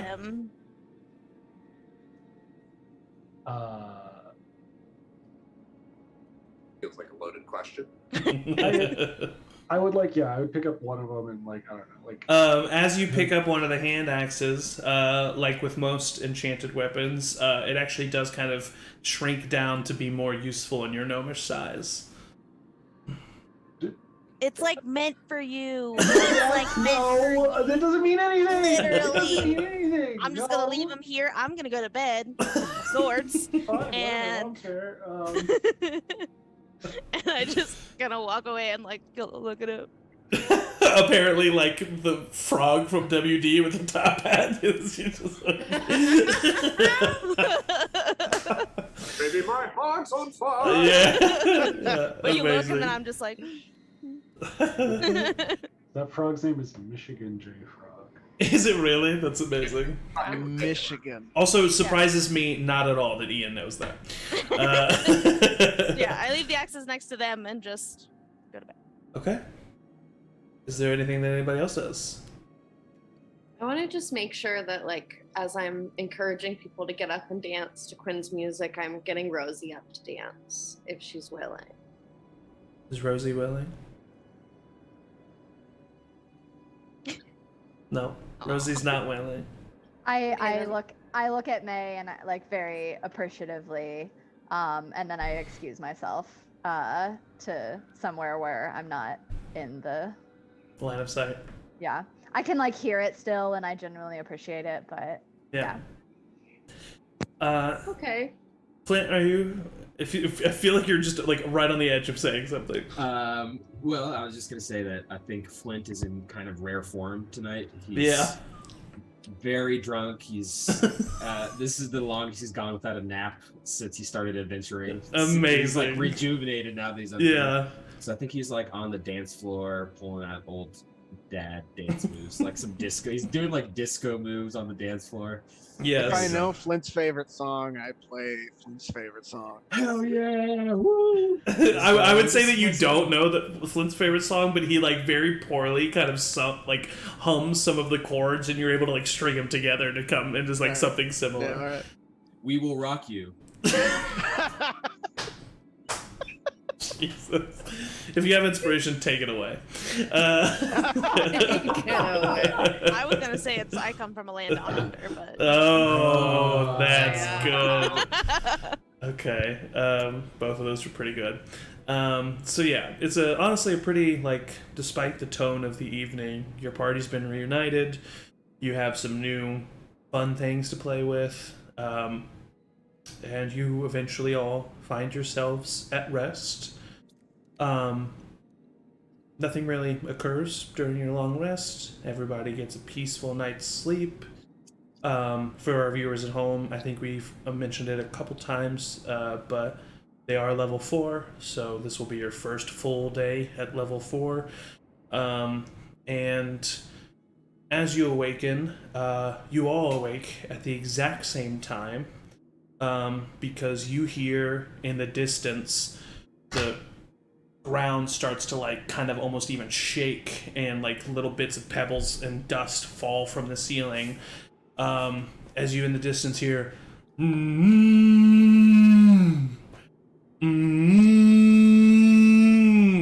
as these horns are loudly sounded over the just over the entire city, and Brick immediately shoots up. Overslept. And he looks to the rest of you, and he's like, "We gotta go. We gotta go right now." What is it? Is this happening right now? We've got to go. Okay. This does mean that we don't need to go into the tunnel or the castle. We can just go to the tunnel in the back. okay. We'll follow you. Well, let's go. Triv, do you have another insect mask that I could have? Triv says Triv does not have another insect mask, but he gives you his. Well, I mean, what about you though? Oh, I'm not coming with you. I've got to stay back here and Oh. protect my people. Cool. He puts on the mask. Yeah. Do we need to like invisibility up, or is this like a secret tunnel that we can just sneak into? Well, I mean, we got to get there first. I hand the I didn't compass put to this thing on Brick, for nothing. so that way we know. That's way we'll know exactly where we're going. Thank you. I appreciate that. I think we don't need to hide everyone, because this is usually a pretty big deal. Everyone kind of stays indoors when the horns are sounded. If we stick to the shadows, we might be all right. I love the shadows. Nice. And you can see Chad just be like, ugh. Really excited about Well, having we're this still gonna have to get insect past the. We're still gonna have to get past the guards at the entrance to the tunnel. Cool. Okay.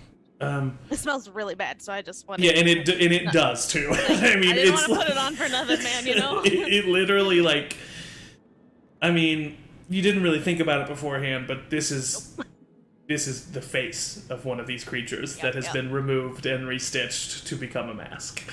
And we should go soon. It has been treated to like not be decaying, but it's rough.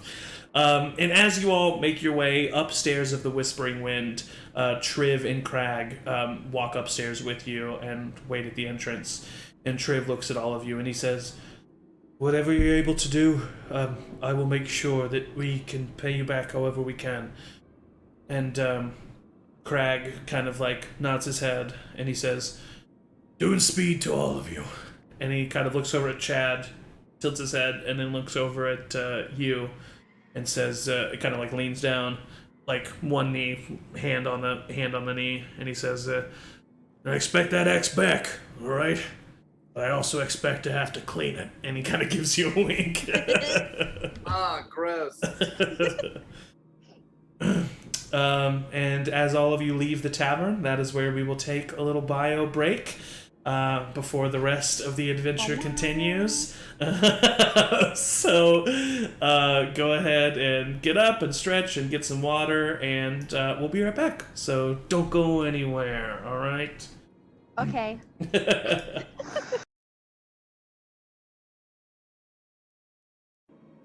Hi! Hello! We're back from break and out of space. Don't turn around now. With that said, we're gonna get DMCA'd. Out of space. Yeah. Yeah, this campaign is taking place in space. Oh, I meant in real life. Oh. Cute. Hi, sorry. Welcome back from intermission. Where we last left off, our party had hastily exited the Whispering Wind Tavern in the city of Keynoor because the loud citywide horns were blown that signify that more sacrifices are being taken to the Queen.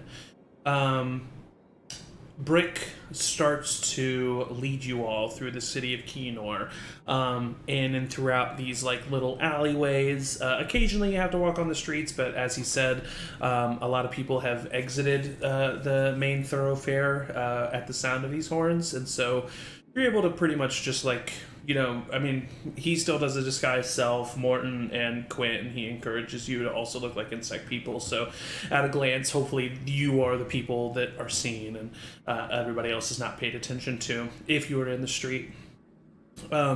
You slowly make your way to the very back of the city of Keynoor, where the tallest stalactite in this city that has been turned into an upside-down building is kind of made out of two that have formed together that are almost equally as tall. And it is surrounded by this rock wall, and he describes this as the castle of King Poltrix. However, you are able to outskirt this castle, and he takes you to the back wall of the city. It's as if the city is kind of like in a little bit of a divot in the ground. And he takes you to the back wall, and there's this like steep staircase that he walks up. And eventually he gets you to this point where about 400 feet away, from where you currently are, you see, as you're starting to kind of climb out of the city, and as I don't think I described in the recap, but I described last time, surrounding this entire cavern where the city of Keynoor is are just hundreds, if not thousands, of holes in the walls that are various tunnels. But the one that is closest to the city of Keynoor is very large and at the back of this castle. And you are currently about 450 feet away from this tunnel, kind of up against the wall. So like, this is the wall, you're here, the entrance is like down here. So you're on the same plane as the entrance of this tunnel. And he kind of looks back, and you can even see it without him saying. He says, right, so we've got 4 guards that guard the entrance of the tunnel. How do we suppose to get around them? Well, we could draw them away. I do look like one of them. Maybe I could relieve them of duty or something. Real quick, side note. Yes. I would have asked what the bugs actually sound like, because we didn't hear their voices when we were fighting them. Yeah, you did hear their voices a little bit. They didn't speak, but you did hear that they made very like guttural clicking kind of noises, and he described it to his best ability, but he wasn't able to mimic it very well. But he says that is, from what he can tell, that is the way that they communicate with each other, but they are also able to speak in their like native common tongue, but it sounds much more guttural and forced, is how he described it. Yeah, absolutely. I would have practiced that during the night. For sure. To try and get that. Like, definitely standing in front of, if there was any sort of like reflective service. Yeah. Yeah. Like, oh, beep. A bunch of shit like that. Yeah, for sure. He says, Brick says, I don't necessarily know if relieving them of duty is the right way, but if we can think of some way to draw them away, that might not be a bad idea. I mean, I've got I can make a sound somewhere. I know other people can make sounds somewhere. Could we collectively create something to draw them out?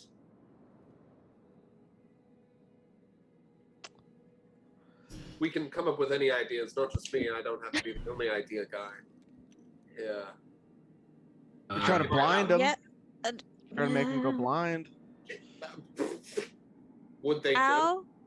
Yeah, how? I could just make it, if there's a light source by him, I can just make it flash and make them go blind. Oh, like a temporary, like, and then we Yeah. jump them. Right, yeah. I mean, Or we just try to talk our way in. I think maybe talking first. I have a feeling that I have advantage of that thing if I were to talk to them and I look like them and all of that. How do we Pretty good at describe the others? prisoners. We've got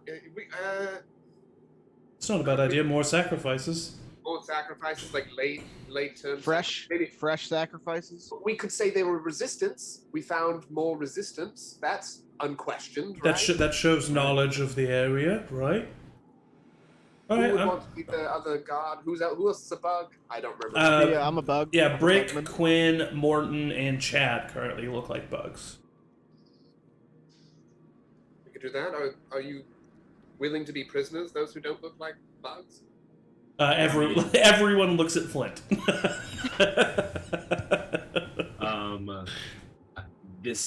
I will be a prisoner. I'll be a prisoner. Yeah. What do you think? I should probably have Batty burrow in. Yeah, she can just meet us later in the tunnel. That'd probably be the best. Good call. I give her a scratch and tell her to go ahead and start going. She rubs and immediately starts digging into the wall. I guess I'll be a prisoner, but yeah, that's a little scary, but I'll do it. Hey, do you have any other ideas, man? No. We could just kill him. I was gonna say I don't mean- want to just kill them, but like I think we probably could just kill them. I mean, that I'm would sure be we could. I mean, we can't okay, just stand well, here. We can't stand here just to like try to like think of a thing. We gotta. I think like That's try true, to talk that's right. first, and if it doesn't work, we just kill them. Okay, Yeah. that's a good idea. got We this. get him close with the prisoner, and if that doesn't work, we kill him. Yeah. Yeah. I'd slit their throats. All right, let's go. I take like part of the rope and wrap it around Flint's wrists Yeah. in the front, not in the back, so they have the ability to move if necessary and pull it out and just start like dragging Flint out. Brick walks over. Go ahead. No, you go ahead. I minor illusions manacles around me, Yeah. so she can still move regularly, but if she Yeah. stands there. Brick walks up to Rosie and minor illusions manacles around you.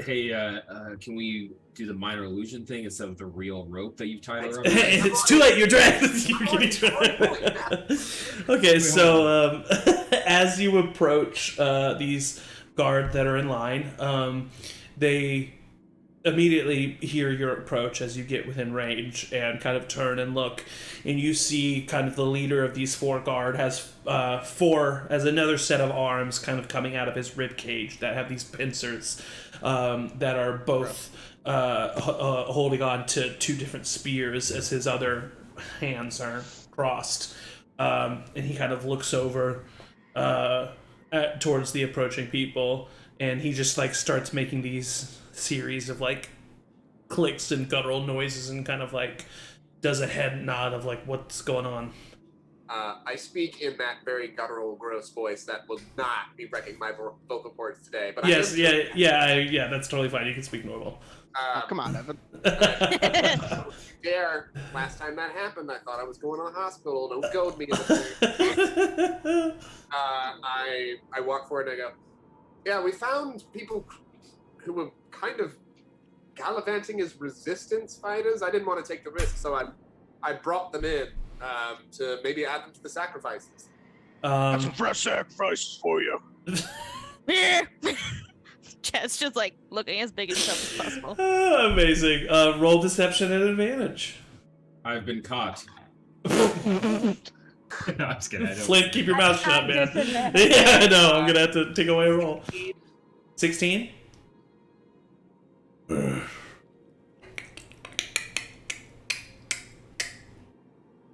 Alright. And it kind of just moves to the side, and you're able to step forward. I nod and like drag Flint just to make sure he doesn't say anything else. As you pass, one of the other warriors who kind of has this set of wings and he's much shorter and kind of hunched over, he turns and he looks at you and he's watching you the whole time, his eyes squinting. And as you start to walk away, he...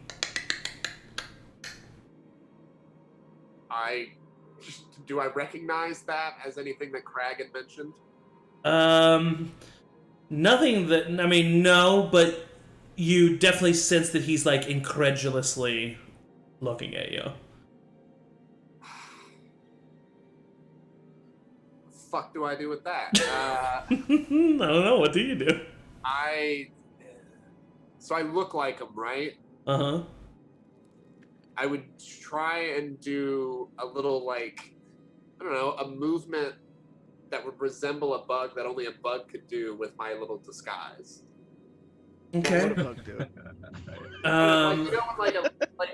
Like a little twitch or something, that like a limb that a bug can only move in a certain direction.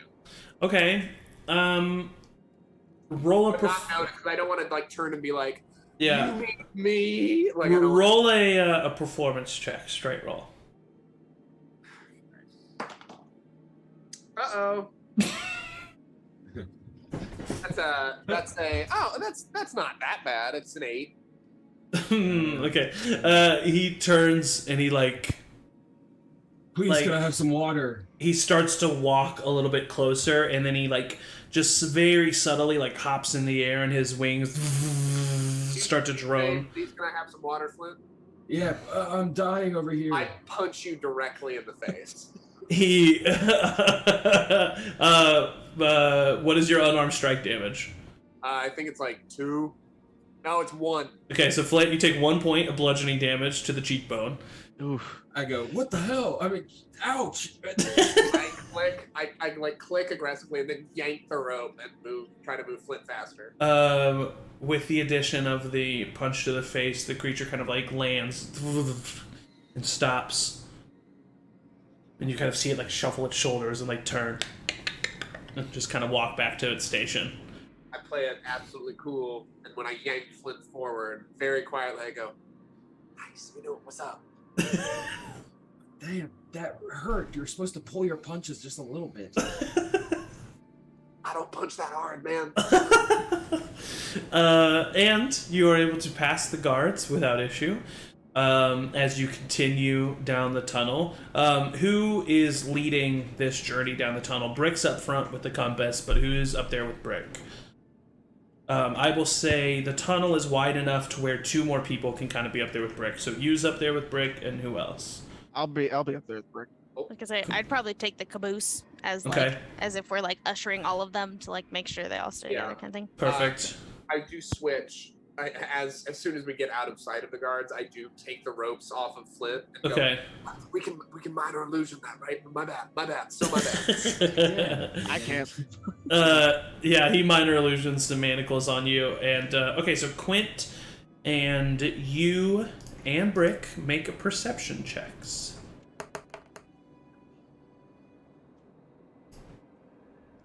$11.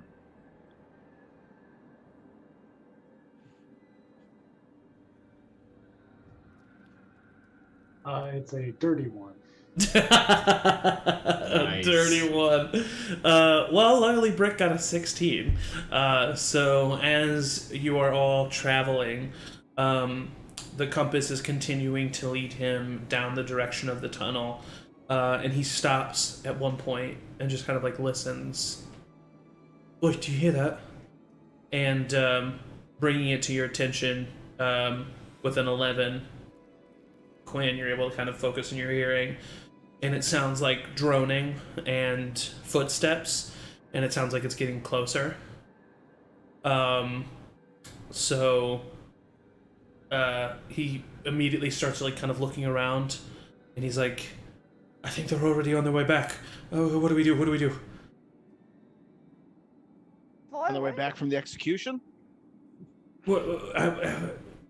From what I've heard, they don't remain. The queen can only be seen by Poltrix, so they take the sacrifices there and then they leave. We could still have time, but they're making their way back through this tunnel. Well, it's double. I mean, we'll keep on taking the prisoners It forward. means that double we're time it. going the right direction. All right, okay, fine. And he's just like clearly just like a little panicky, and he leads you, continuing forward. Because you continue forward and don't stop, you find that there is a section that kind of has these pocked alcoves in the tunnel off to the side, where as long as you're not directing a light source directly in the alcove, it kind of like bathes you in shadow.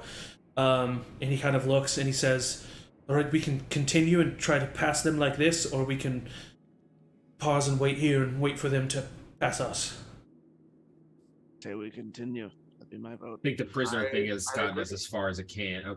So I'll be a prisoner. Let's just keep it up then. Okay, all right. And Time is of the essence. Yeah, and he keeps walking forward. And as you approach, you start to see at the end of the hallway multiple figures start to appear. As 4 more guards start to approach. You see 2 droning and 2 with footsteps as they approach. They, like, as they clearly start to see you approaching, they stop and kind of like spread widthways of the tunnel. And one of them sprouts these spider-like limbs that he then uses to like crawl up the wall of the ceiling and then start to like crawl across the ceiling. And another one who has just like regular 2 limbs but is covered in this chitinous armor that covers his like head and makes it almost like this helmet, as if he's wearing a knight's helm. And he steps forward. Who goes there? The sacrifices are already taken. We have more. Fresh ones for you. We could just pick these up out on the street. They say they're resistance. Well, at least they said in private they were. I almost killed them myself. Son. Yeah, fuck the Bring 'em in. queen. Fuck the queen. Hey, you shut up! And I'll punch you. Oh my god. Okay, Morton, go ahead and make a perception check with persuasion. Deception, damn it. Deception check with advantage. And Cuinn, what is your unarmed strike damage? I mean, my strength is a -1. Okay, so it's a one. It's a minimum of 1, I think. So 1 point of more point of bludgeoning damage. As Cuinn doesn't really like. If it was just a normal punch, it probably wouldn't hurt you. But he just opens up that same spot that Morton had just hit. Oh my god. Damn. 14. 14. You see the man kind of. That does not sound right. I say, in truth, we think they're resistance fighters. We just want to kill them. Can we send them to get sacrificed, please? You want to kill them with us? We Yeah. can just get this over with right now, or we could take them to the proper sacrificial burial. I am a member of the resistance. Just Oh, to shut clear up! that And I punch him. Alright, 1 more point of bludgeoning damage to God. Flint. He kind of looks and he says, he looks up, and then he looks to one of the creatures to his left, and he kind of makes these deep clicking noises. They will follow you. Sounds good. Good. He kind of like steps off to the side and lets you continue to walk. And him and 1 more of the droning flying creatures walks, but another one of the flying creatures starts to just like hover next to you as you are traveling down the tunnel, and the spider-like creatures like crawling along the ceiling, like hanging above you. I turn to the droning one that's right next to us, right? Yeah, right next to you. And I ask, how many sacrifices are there today? And I go, how many sacrifices are there today?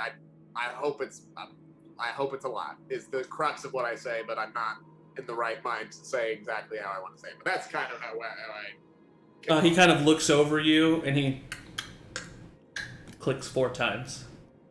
I laugh and say, can't wait to see another.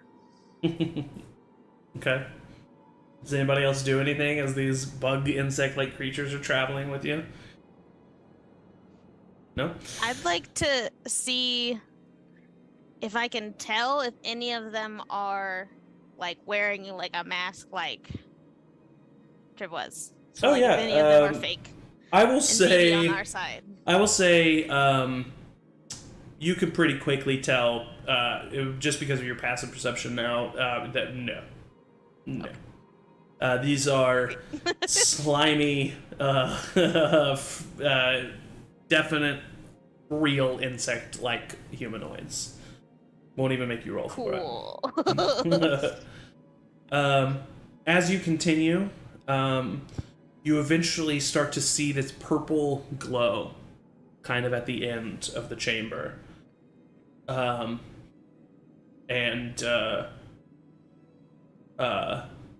You approach it, and it opens up into this glowing cavern that has 2 levels to it. As a matter of fact, I will show you what it looks like.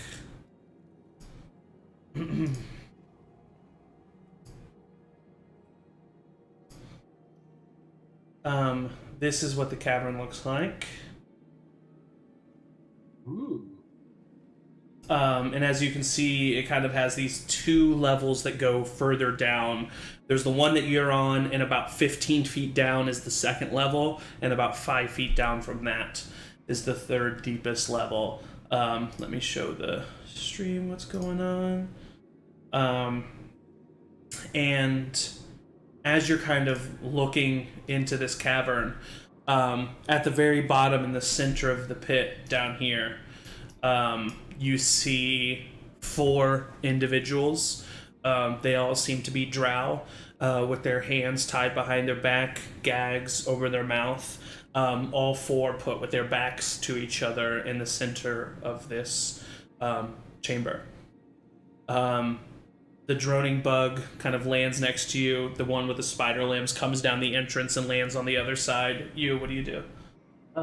You wants to use thaumaturgy to make a sound of like the rocks like shifting as if the queen is coming to try and scare Ooh, interesting. these buggy boys to leave us alone. I would say, you know what? I'm going to say roll an intimidation check at advantage.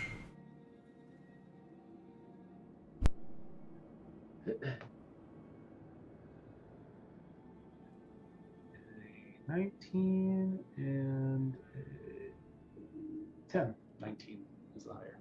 Okay. With a 19, I'm going to say that you, that the ceiling kind of starts shaking and the dust starts to fall. The 2 warriors, like, look at each other and then look at the rest of you. And one of them goes to, like, grab Brick and start, like, taking him with them. He doesn't, like, actually take him with him, but he, like, just to, like, pull on him. And the 2 of them start booking it down the tunnel. With Brick? No. Just by themselves. Oh, to know try that and it's like you? encourage Brick to go with. No, yeah, they were just they just, in that one moment of like running away, they just were like grabbing the nearest them that they could, which was Brick, and like, come with us, like, come on, let's go, but without saying that, obviously. Okay. So they're like not looking back, they just figure those of you who are like them are right behind them. Mm-hmm. I start going that way and then turn right back around. Go ahead and let me see here. Hold on just a second. Yeah. Put your tokens where you see Brick on the bottom right. Brick. Okay. He's a brick.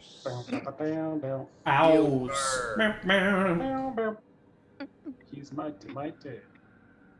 He's about to watch his sister die. Oh gosh. He's my And you don't. I don't have any minis for them, but like I said, the 4 are in here. And yeah, I would say those of you who, I mean, these creatures are just normal guards. those of you who are familiar with you know that you was the one to cast this spell and is the one creating this effect. And then it starts getting louder and louder, and you start to think that you like created a chain reaction. And you're like, and Britt kind of looks at you and he's like, all right, you can stop now. This isn't me anymore. Oh no. Brick immediately starts sprinting down into the pit, and as he does, from the center of this pit near the humanoids that you see, the ground bursts open and rock goes flying everywhere. Some of it hits some of the drow that are down there as they hit the ground, and you see this large, huge snake-like body emerge from the ground, and what looks like this giant snake-like creature with huge, buggy black eyes at the front of it kind of comes out of the cloud of debris and looks down at the sacrifices. It lets out this loud screech as it opens up, and then the body of this creature, where you see the scales kind of meet from the midsection up, open up, and you see this like fins of like flesh and claw-like appendages open up as if it is some insect-like cobra as it screeches down. And I need everyone to roll initiative. We didn't Twin dice. walk like we were supposed to. Non-rhythmic movements. And we That is the creature that you see, by the way, in the roll 20. Oh boy, I'm not doing great on that. Oh, it's cute. I disagree, but thank you for your input. My feedback is always welcome. Okay, let me get an initiative order out there. Man, I'm just doing real shit. It's like a stingray tremor. Yeah.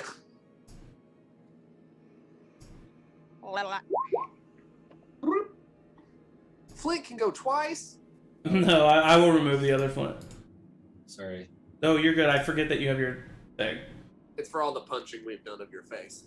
110? Whoops. I can't get rid of it now.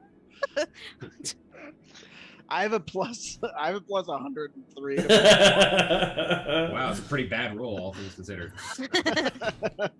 Why can't I get rid of it? That was actually close. That me? There you go. Oh, I can't change it. Why can't I change mine? You did. Everyone, I don't know. Nope, it keeps not letting me. It says 19. I know, but it's not what I... Why are there other Oh. snakes though, Zach? Why are there snakes on the map? Listen, they're just... Don't pay attention to those, okay? I don't- Don't pay attention to those. Don't pay attention to the snakes. But behind now the I'm curtain. paying attention to them. No, I said don't, though. I clearly did say don't do Yeah, that. but You know, when you it's say actually don't, it makes me want to. Oh, hey, man. Alright, hold on. I gotta do some rolling as well. There we go. Some rolling or of roll? Listen. It's one roll. There's only one snake guy, right? Well, he also has Drow Boy. I guess that's true. That's right. And I also have Drow Boy, guys. And the citizens. And the And 7. all the other snakes. There it is. What? I'm gonna have to save this group too. Okay, so, well, actually, I'll go through them here in just a second. Let me make sure that everybody else is...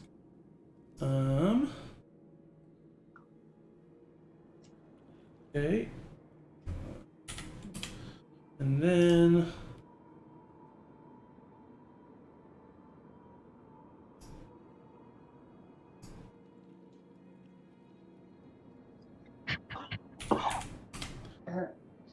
Okay, so, you is yours in 19? Mine is 19. Okay, Quinn is yours in 11? Yes. Flint, I thought you got a 20. No, I got a 10. I accidentally rolled initiative twice. Okay, no worries. May is yours a 13? Huh? Morton's a 5. Rosie's a 15. Yeah. Chad's a 20. Yeah. Okay, alright, we're good then. Okay, so we just need to... Oop, nope, wrong way. Oop. There we go. Alright. The top of the turn order Chadreamy, it's your turn. Oh.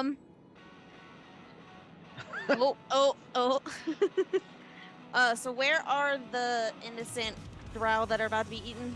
They're literally like right. Oh, I need to put Right in their. front? Hold on. Yep. Actually, don't have. You know what? I'm just gonna put.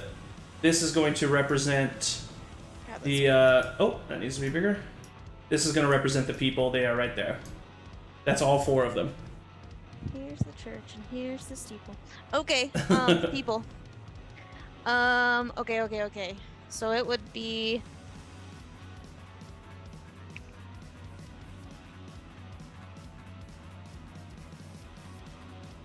Interesting. Okay. I'm going to. First, if it has to be a bonus action, fine, but I'm ripping that fake masked fleshy thing off my face. I will say that. I will say you're good without it. Cool. So that's coming off my face, and then I'm going to just start sprinting and try to put myself between the peoples and the beast. Okay. Which I think if I think I still just have 30 feet, which I think gets me like right next to them. Because I think I would need 65 technically to get in front of them, just by where my token is. Yeah. Oh, can you not move your token? I can, I was just Oh, okay. still measuring. Yeah, so 60 would be right on either side of them. Okay. Then I'm gonna do full action and movement. Oh, I need to not have a ruler, that's why it's not moving. And go right here.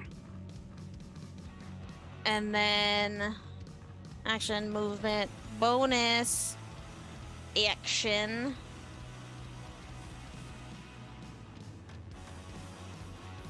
I don't really have a good bonus action.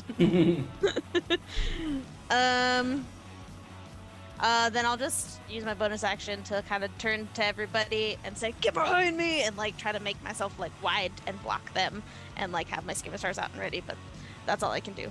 Okay. Oops, I moved it. Okay, there we go. All right, so that is the end of Chad's turn. You're up. You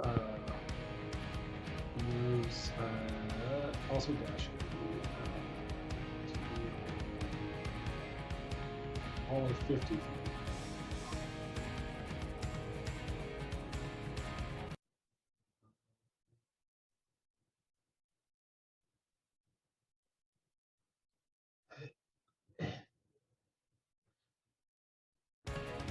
And getting within range uses a bonus action to cast Compel Duel on the snake creature.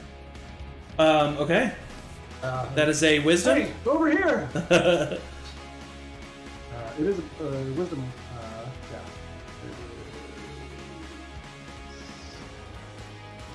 16 to beat. Okay, hold on just a second. I'm trying to figure something out with the music because... Give me just a second. A little twangy now? No, it's... No. I'm hearing it in both places because I'm using a different... you know what, I'm just going to have to... There we go. I'm just going to have to capture the DM side of Roll20. It was just doubling up, and I could hear it like do. Like each beat was delayed on the other one. It was very annoying. Okay, so wisdom of 16, you said? Yes. Okay, that is a I'm pretty sure, a failure. That is an 8. So you come forward and kind of like slide down as you're running down. And by the way, like I said, it is like, I mean, I'm not going to make you roll because you can kind of like just like skate down, but like. Skating down this first level is actually like a 15-foot drop. Yeah. And then it's like a 5-foot. So it's like the people below you guys are 20 feet down below you. So there is a bit of a diagonal there from where the other people are standing. But I'm not going to make it count for extra movement because you just kind of like just like slide down. And you slide down, reach down there, and you kind of look over the creature, start waving. Do you currently have the great axe as a great axe or 2 hand axes? As a great axe. As a great axe. So you just like start waving that, like, hey, come over here. And the creature is like looking down at the sacrifices in front of it and kind of like rears back up and looks over towards you. And that is the end of Yu's turn, I think, correct? Yes. Okay. And so now it's Brick. Rosie, you're on deck. Brick is just going to use his full movement to sprint forward. Which is... Oh, actually, I found out that there's a way that you can move your token and do the ruler thing. You just, like, kind of move it slightly, and then you right-click, and then you can move it to where you want to. He is actually going to get where Chad wanted to go, right in front of... right in front of his sister as he like slides forward, and as he does, he looks over at you, Chad, and he says, "All right," and he pulls out a rapier. "You've got this, friend," and he is going to give you a die of bardic inspiration. So you have a d6 of bardic inspiration from Brick, and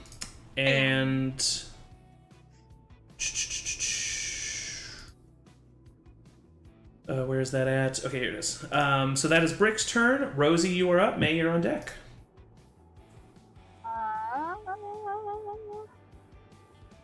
I would like to move. You said it was a 15-foot drop, this first drop?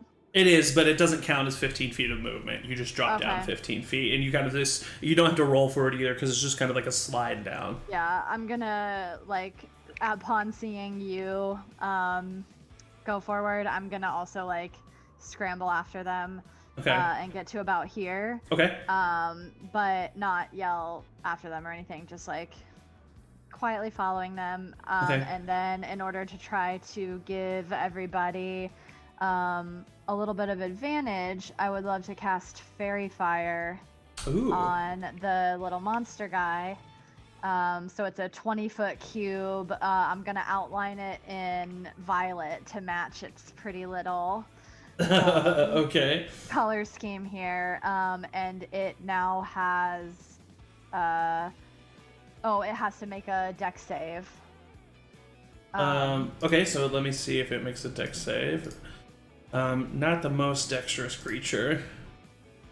But that's a natural 18 plus 1, 19. Okay, so never mind. Nothing happens. I'm sorry. It's okay. So that will be my action. It's been a while since Rosie has used kind of the natural magic, because is that from your Forest Dome ability as well? Yeah. No, it's or is that a cleric? Oh, cleric. Okay, never mind. So you slide down and grab your holy symbol. It's part of my light. Gotcha. I can oh, yes, that's right. Yeah. So you grab your holy symbol, looking to illuminate this area and this creature, and as you do, the creature that's when it kind of roars and looks over at you, and a beat of fear kind of like strikes through you and makes the spell not have the hold of effect that you want it to. But do you do anything for your bonus action? No, that's my turn. All right, May, you are up. Cuinn, you'll be after the monster. Okay. I am gonna first use. Well, I guess first I'll. Oh, I didn't make baddie. I'm sorry. Oh, it's okay. Do you think she would have gotten here? Yeah, she was sticking with you guys, so she just is probably popping up out of the ground right next to you if you want her to be there. Yeah, I don't want her to go right up on this monster right now. I want her to stay with me. Okay. But I'm gonna get to like right there, and I'm gonna use my bonus action first to cast Hunter's Mark. Okay, so you kind of slide to the edge of this little drop here, and you look at the creature, and your vision kind of tunnels and zooms in on the creature, and you see each of its movements in this like high definition vision as you cast Hunter's Mark on it. And then I'll take a shot with my longbow. Do it. Do it. Twin dice. No. Oh, no. Oh, but it's a 17. 17 hits. Okay. That's gonna do 7 points of damage. 7 points of damage. All right, so you let me look at something. Hold on. Okay.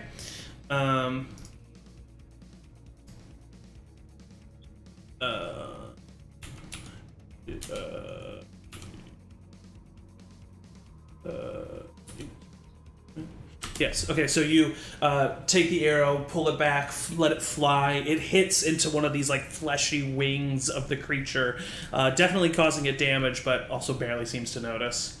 Is that the end of your turn? Yep. All right. This creature is now going to slither on up to you. After being compelled to duel with them, which means Brick gets an attack of opportunity as it rolls away, and gets a 7, which misses. So Brick kind of like swings his blade at it, and he just like looks back like, nah. He's definitely not much of a fighter. And as the creature moving at a speed that you did not expect from a creature this large, as it slithers across the ground and coils back and goes for a bite attack on you. That is a 15 to hit. Miss. Misses. So it comes down and both sides of its jaw like bite on either side of your shield as you put it up. Wait, no, you don't have your shield out, do you? No. Yeah, so it's just so you kind of like turn your back and it just like glances off of whatever armor that you have, as it's not able to get a firm grasp on you, and roars down at you in anger. That is going to be the end of its turn. However, you roll what's your passive perception? It is a dismal 8. Okay, all right. So you don't notice anything super interesting about this creature, but that is the end of its turn. So we are at Cuinn. Flint, you're on deck. I'll move up 25 feet, which is right there. And then I'm gonna start playing some big band music as I cast Enlarge on Chad. Amazing. Oh my god. So Chad, you start hearing this. That's actually marching band. And you double in size. Yeah. So look up the spell Enlarge to see what you can do, but I think it adds like a D4. It adds D4. You have advantage on strength checks and strength saving throws, and you double in size, and you are now considered a large creature. Yeah. So you all see Chad like literally just like double in height and width as he just like grows. And actually, as a matter of fact, whoop. Mega Chad. Chad grows large, and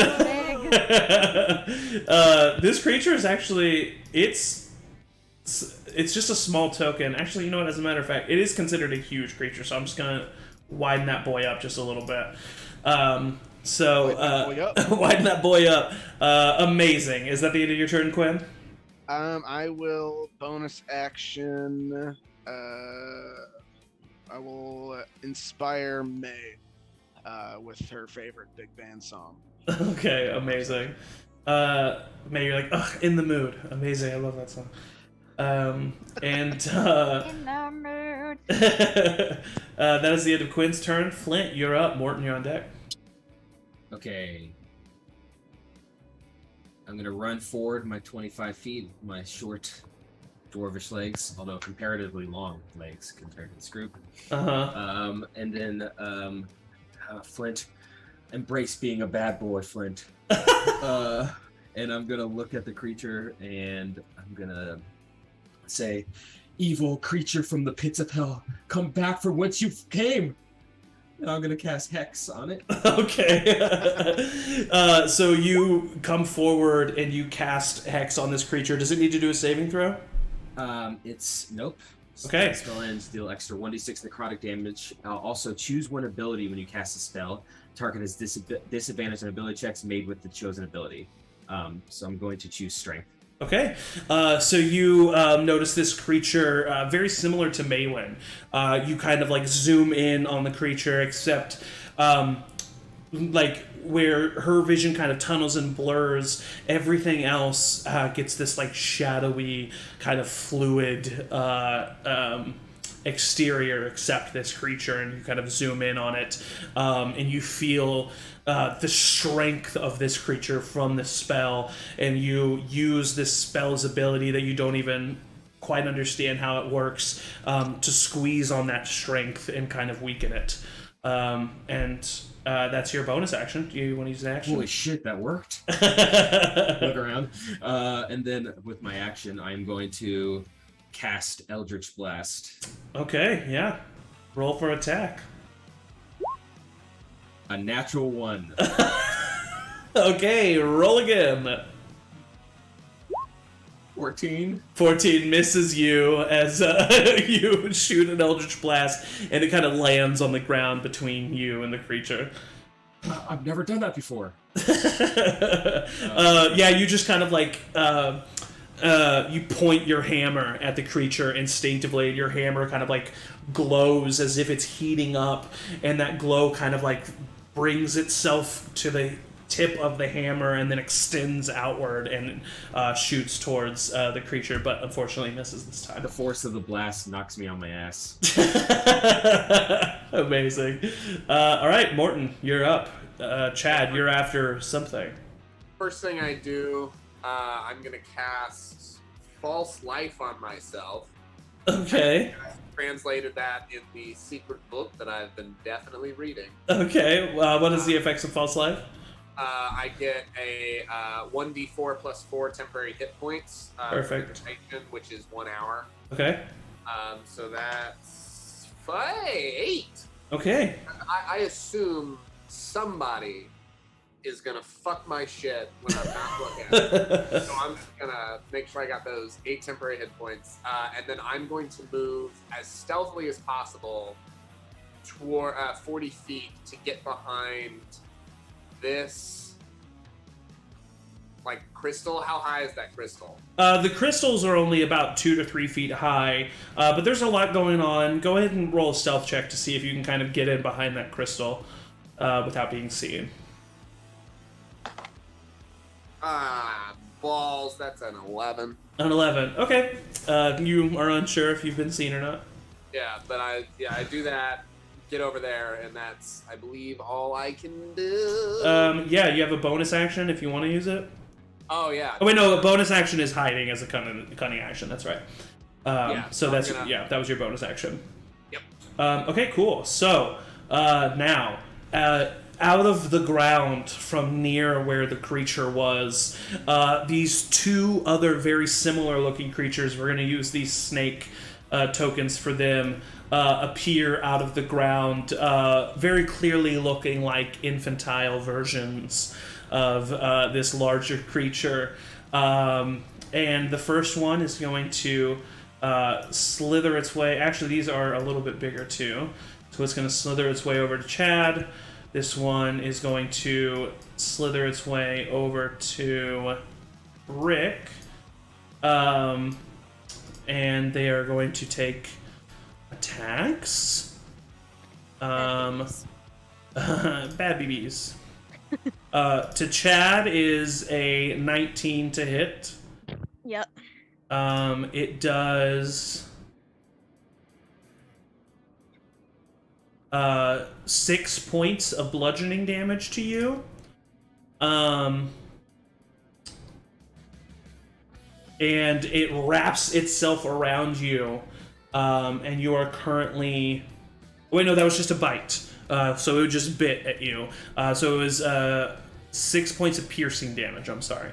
Okay. And then that's its turn, and then the one attacking Brick is going to do That hits. That's a 21 to hit. Brick takes only 3 points of bludgeoning damage, but is grappled by this creature as it wraps itself around Brick. And that's the end of its turn. Chadrimi, you're up. Okay. You're on deck. Mega chat. Make a chair. Mega Chad. I know it'll be an opportunity attack from one of them, but I'm gonna skirt over here to Okay. flank the big boy. Yep, it is going to attempt to bite you and gets a 10. Does So not hit. it misses. Cool. So I'm gonna come over and flank the big boy so I have advantage on the attacks. Yeah, easily enough. Okay, Chad dice, don't fail me now. So I'm gonna attack twice. Well, that's a nat 1. Ooh, that one misses. And I'm assuming, and just to remind me, because it's been so long since we've been in combat, you have 2-weapon fighting, and that's how you're attacking twice, correct? Yes, I'll Yeah. use my bonus action for the other one. Yep, you're good. And the second, actually, I'm gonna use Deja Vu to re-roll that first one. Ooh, okay. Reroll. Let's see what the action is, or the result is. I'm gonna try a different dice. That's a, I believe, a 17 to hit. 17 just hits. So you take your first scimitar attack, and you go to this creature, and as it does, it looks back kind of to you over the shoulder and dodges its body out of the way right as you strike it into the ground. And your anger in this moment from missing kind of boils up inside of you, and you feel that mote of potential inside of you once more, and you kind of grasp it, and as you do, your blade comes out of the ground, the body unnaturally slithers back to where it just was. The creature looks back over to your shoulder and then back again, and then you repeat the action, this time kind of aiming more to the left and anticipating the body as it moves out of the way, but it actually moves right into the stab of your scimitar. Go ahead and roll for damage. Alright. You get plus a D4. And you do get plus a D4, yeah. Okay, so... Plus a D4. Oh! Here's a little D4. Hell yeah. Okay, so that's 12 points of damage. Nice. And then... Roll for second attack. Yeah. Not as good. That'll miss because that's only like 10. Yeah, 10 misses. So your first attack embeds itself into the meaty tail of this creature as you see this black ichor escape from the wound around your scimitar. You fling off the blood and go for the second attack. This time hitting it, but just the armor is a little bit too hard. You have to really try to dig in. But that's the end of your turn. No, I'm gonna use my action surge because I don't want to waste being giant. Okay, yeah, go ahead and roll a second time. Last a minute. Or a third time, I mean. Yeah, but I assume it's concentration, yeah? Yes. Yeah, so, you know. Who knows, who knows? Okay, so that's, math. Oh, that's like 21 to hit. 21 hits. Roll for damage. Okay. Oh, wait. I'm so sorry. After that first attack, this is what you did not notice earlier. You take 4 points of fire damage after that first attack. As when you stab into this creature, its hot ichor sprays back on you and immediately starts burning your arms as you start to notice that the inside of this creature seems to almost be boiling with heat, and you can see like a rumbling coming from within inside of it. Gross. But roll for damage on the second attack. That is 9 damage. 9 points of damage. Nice. You do, however, take 8 points of fire damage from the creature as you strike into it again. Once again, the blood just spilling back on your arms, starting to immediately sizzle. I'll just call out as like the end of my turn. Ranged weapons may be better here. Just saying. All right. Chad voice. Ranged weapon. Amazing. And that is the end of your turn, Chad. You are up. Brick is on deck, followed by Rosie.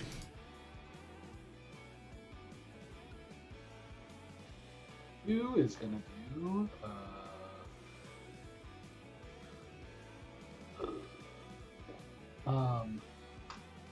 having gotten the creature's attention, switch from Compel Duel to Blessing. Nope, never mind. Sorry, not Blessing. Belay that. Okay, it's been belayed. 86 the blessing. 86 the blessing? But is going to Shield of Faith himself. Okay, perfect. +2, and then attack the creature. Doot. The So you guys see you, it's kind of perfect with this music. You see you like anime, like get ready for their attack, and as they cast Shield of Faith, this like shimmer of this like divine kind of aura around them like solidifies, like sing, and like then kind of disappears out of sight. But it is still there. Roll for hit at advantage. Because of Chad. Oh, because Chad. Yeah. Alright. Is 17? 17 just hits. Great. Swing.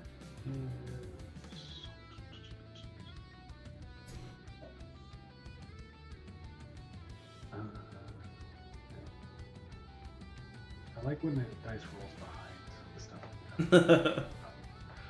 It is 12. Ooh, 12 points of damage. Nice. As you take your the great axe from are you using the +2? Just want to remind you. Okay, cool. Yeah. So you take your great axe from and you slice right across the abdomen of this creature, but a splash of this black ichor does fall back onto your forearms, dealing 6 points of fire damage to you. But yeah, you've caused it some damage. It starts like rearing back. You definitely like. I mean, it is a meaty, hardy creature, but you and Chad are both noticing that you're getting some licks in. Mm-hmm. You're definitely causing some damage. Is that the end of You's turn? That is the end of You's turn. All right. It is now Brick's turn, who's currently grappled by this creature, but he's going to he's just going to stay grappled, and he's going to look over at you, Chad, and he's going to say, listen, I know it's probably painful, but just a few more licks if you can get him in. And he casts Healing Word on you. To give you the ability to do... Oh, that's lowest damage, or lowest he could have rolled, 5. You heal 5 hit points. And then he is going to look at the creature and say, Oi! You're so ugly! And he's going to cast a Vicious Mockery on the creature, who is then going to roll a Wisdom saving throw.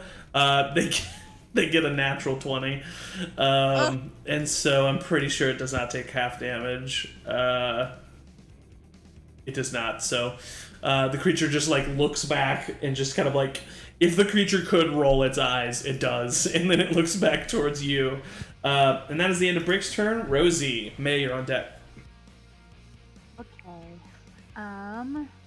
I will move 1, 2, my 25 feet over here. Oh, I got it on the wrong thing. Sorry. Beep, boop, boop, boop, boop. Boop, boop. And I'm gonna go for this bad boy. Okay. And I'm gonna say, excuse me, you. And I heard Bricks before me go, and I'm just gonna say, you are ugly. And I'm gonna cast Guiding Bolt. All right. On it. Roll for a toque. And as I'm doing that, I have my hand in my pocket, touching the emerald, so I'm gonna add +1 to my Amazing. whatever. So that is a 22 to hit. Hits. Roll for damage. Yeah. Listen to all these dice. All right. 7, 8, 9, 10, 11 points of damage. Ooh. For that. This creature gets hit right in the abdomen with this searing divine energy that immediately starts to like burn away at its scales as it like coils back and screeches. You see the large creature that you have been fighting immediately like kind of look over and screech in like worry or shared pain or something. But yeah. And then I'll use my bonus action to also screech and go, ah! And then that's my turn. Okay, amazing. All right, so May, you are up. Cuinn, you're after the creature. First, I forgot to roll my Hunter's Mark damage last turn. Okay, go ahead and roll for that. Yeah, of course. Well, that's only an extra 2, but Okay. 2 is 2. Hey, it's something. And then I am gonna attack again with my longbow and get a 23 to hit. 23 hits. Roll for damage with your Hunter's Mark damage. 12 points. Nice. And I'm gonna tell Batty to start heading to one of the bibis. Okay. She's only gonna get like halfway there. Okay, so yeah, Batty starts heading to one of the bebes, but the creature gets a arrow right into a very fleshy part of its body and screeches as it like rears down and kind of bites out the arrow, definitely doing a good chunk of damage to it. Is that the end of your turn? Yep. All right. This creature is getting hit from the front and back. You just hit it with a good amount and did the compelled duel, so it's going to go for you again. And gets a 21 to hit. Yikes. It deals... Even with your shield? Doesn't have a shield up. Or their shield up. Even if I did, that would still... That is 33 points of piercing damage. I took false life. Is you still standing? I'm sorry, what? Yeah, they are still standing. Okay. Wow. And 1 point of fire damage. No, really? No! And this creature is currently has you in their mouth, grappled, and starts to raise up their head with you in their mouth, and that is the end of their turn. Cuinn, you are up. That definitely changes what I was about to do. I will. This is a big mama. Drop it. I'll go. He rolled really good on damage too. Yeah. I'm just gonna take a couple steps forward, just like right there. I am going to cast Dissonant Whispers on the snake. Actually, I'm going to use my bonus action to do Unsettling Words, so it has to subtract a 6 from its saving throw, and then I'm going to cast Dissonant Whispers. It fails. Wisdom It fails horribly. It rolled a natural 10 minus 6. Perfect. Failed really bad. So it takes. Wow. I rolled 2 6s and a 5. Nice. 12, so it takes 17 points of damage. Woo! And it has to use its reaction to run away up to its speed. Psychic damage. The creature takes the damage as it like shakes its mind. It is going to make a Constitution saving throw. Or a Constitution saving throw. Rolls a 4.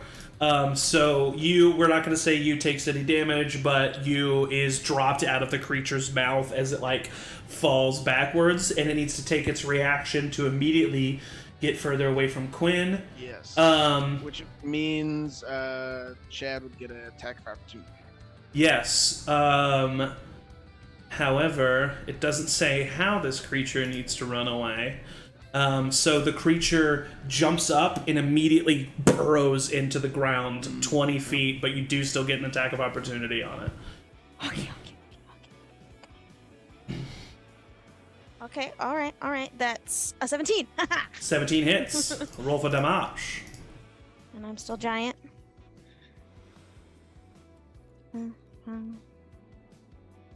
8. 8 points of damage. All right. This creature takes the damage as it screeches down into the ground. And it is currently, I'll put... I won't do that. I will, It is currently under the ground, unseen. So you are not able to see it. There's just a mound of loose earth where it just was. That is the end of Quinn's turn. Flint, you are up. Morton, you're on deck. Alright, I just accidentally cast 2 spells, and one of them almost hit you in the back of the head. So I take out my book, and I'm like furiously flipping through the pages, like, what? E for Eldritch Blast. I'm gonna hold my action and to cast Eldritch Blast until I can see the worm again. Okay, perfect. And that's a distance of 120 feet, if I'm correct, right? Yep. Yeah, cool. All right, so Flint is holding his action as he's looking through the book. Morton, you're up. And Morton, the creature is underground now. However, it had a passive perception of 10. So it was not... You were hidden from it, and so you are also hidden from the 2 babies. Great, yeah. So I'm gonna sprint and hide again, trying to get behind these bebés. Okay. And get over there to sit and hide, to eventually get around them so I can throw my daggers. But that is what I do. Okay, so you technically haven't used your action. Do you want to use it or hold it for anything? Or am I technically behind them now? I would say this one, it wouldn't be looking that way. It would actually be looking this way. So, yeah, you would be behind this creature. Yeah, having heard the message about not running up and stabbing it. Yeah. I'm gonna take... Yeah, and this is the one that was... and this is the one that was hit by the guiding bolt, so you would have advantage on the attack even though you weren't hidden, or even though you are hidden, so it's like, but it doesn't stack, which means you will have sneak attack on this if you hit it, but you have advantage and sneak attack. Advantage and sneak attack, that's wonderful. I'm gonna chuck a dagger with all my might in the back of this fucker's head. Chuck it. Chuck it! You said advantage? Advantage, yep. Awesome, that's 24. 24 hits, roll for damage with sneak attack. With sneak attack, which would be 2. That's 4, 8 points of piercing damage as I chuck that with all my might right into the back of this creature's head. It's still standing, but it takes a lot of damage as the creature like stumbles and starts to like sway forward. It's looking really rough. Yeah, I do the equivalent of what you do in Snowball Fight, where you're like, and then duck. Yeah. But because you did attack, I'm gonna need you to re-roll that stealth check as a bonus action hide. That's fine. Oh no, that might not be fine. That's a 7. 7. Okay, you do not feel hidden. The creature kind of like turns back and looks towards you, and it's actually their turn. So this snake-like bebe is going to slither over towards you and is going to attempt to bite at you. It doesn't need to. It's going to. And it gets a 19 to hit. Son of a bitch. And does 6 points of piercing damage to you as it bites you on the forearm. I'm down to that. I'm glad I did that. Yeah, for sure. It definitely came in handy. And that's that one's turn. The one who is currently constricting Brick is gonna squeeze tighter. So he does max damage, 15 points of bludgeoning damage to Brick as he squeezes him tight. Brick is definitely hurt. A little worse for wear, but he's okay. He's still alive. That's the end of the snake's turns. Chat, your turn. Cool. I assume that without rolling something, I can't tell where this giant snake went. I just know he's underground. Yeah, it would take an There's no, action clear, to. blah, blah, blah, blah, Yeah, no, it's not like Tremors. It would definitely take an action to try to perceive where this creature is right now. Not gonna do that. And another question that I will regret asking: with my reaction attack, did I get any ichor on me? Oh yeah, you did. I figured. I appreciate you being fair. I gotta. You take 5 points of fire damage. Okay. Then, as Giant Chad, I just kind of look where it went and get angry, and I just turn to the closest one and take my anger out on the one that's constricting Brick. All right, yeah. So you move just a little bit closer. Mm-hmm. And do I get any advantage because he I'm not flanking him, but he's also wrapped around. You know what?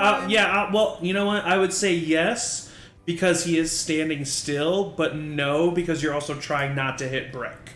So I would say it's a straight roll. So that's this dice is so hard to read.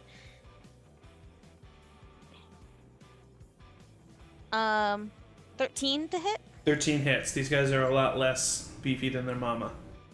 Sweet. This one has not been hit yet, though. So that is 11. Oof, 11 points of damage. Nice. Go ahead and roll for second attack. Yeah. Ooh, it's a natural 18 that I rolled. That hits. One more and you would have crit. Oh, I forgot about that. So close. Man.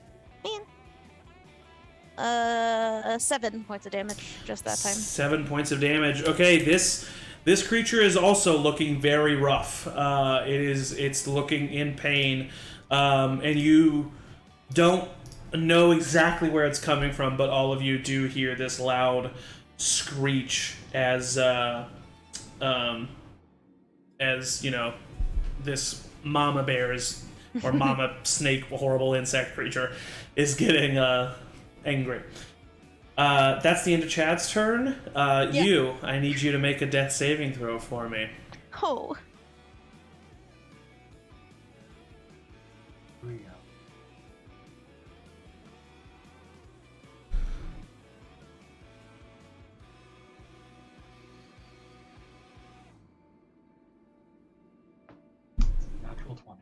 Natural 20. Okay, and so with a natural 20, you immediately pops back up with 1 hit point. You are alive and standing, and that is at the beginning of your turn, which means you still have your turn. Come to. I don't see the big worm anywhere. I do use my. Is it a bonus action to do land hands? For yourself, it is. Yeah. Okay. So I do 15 points of land hands on myself, and I stand up and orient. The snake is grappling Brick. It is correct. Is it half my movement to stand up? It is half your movement to stand up. Yeah. So you'll have 10 feet of movement left because of the way the rounding rolls work. Yep. Which won't be enough since I'm so little. Little you.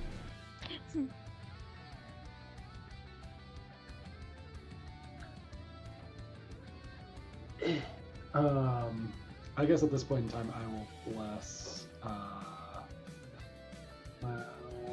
Chad. Okay. Rick, and #blessed.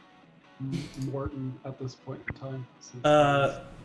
Perfect. So Chad reaches out and blesses, you reaches out and blesses Chad and Morton, and you said the last one was Brick?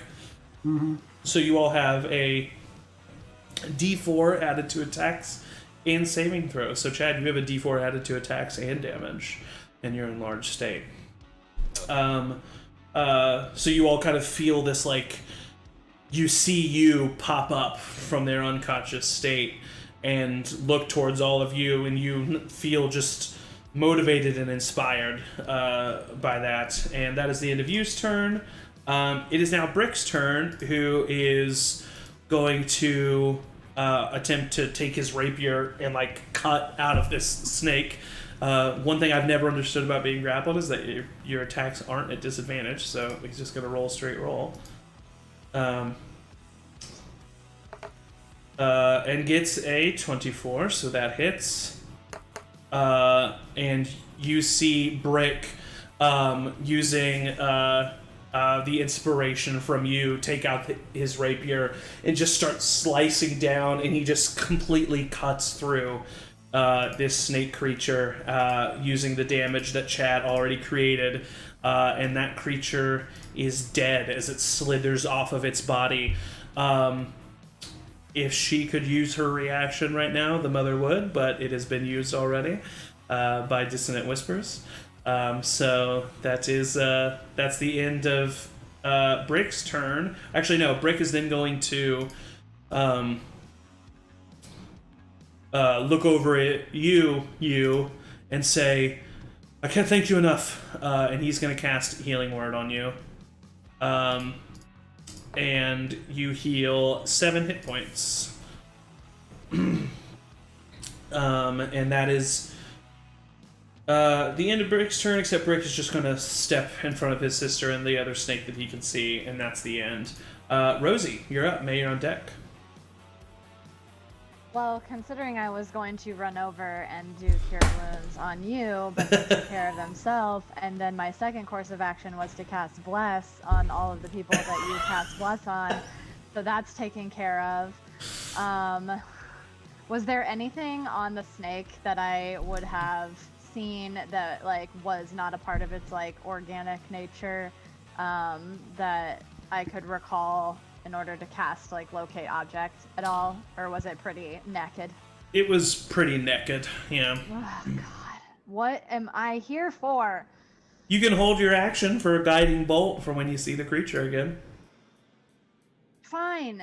I'm just saying, I'm just giving you No, options, okay? No, Just I give you always forget about options. holding action. So Yeah, yes, yeah. thank you for reminding me. I will, so then I'll, like, have seen, so I'll be like, and then I'll see that you is good, and then I'm like, okay. Yeah. And I see the illumination of their own lay on hands, and then I'll turn to, like, go to cast, and then I see, like, the bless, and I'll just be like,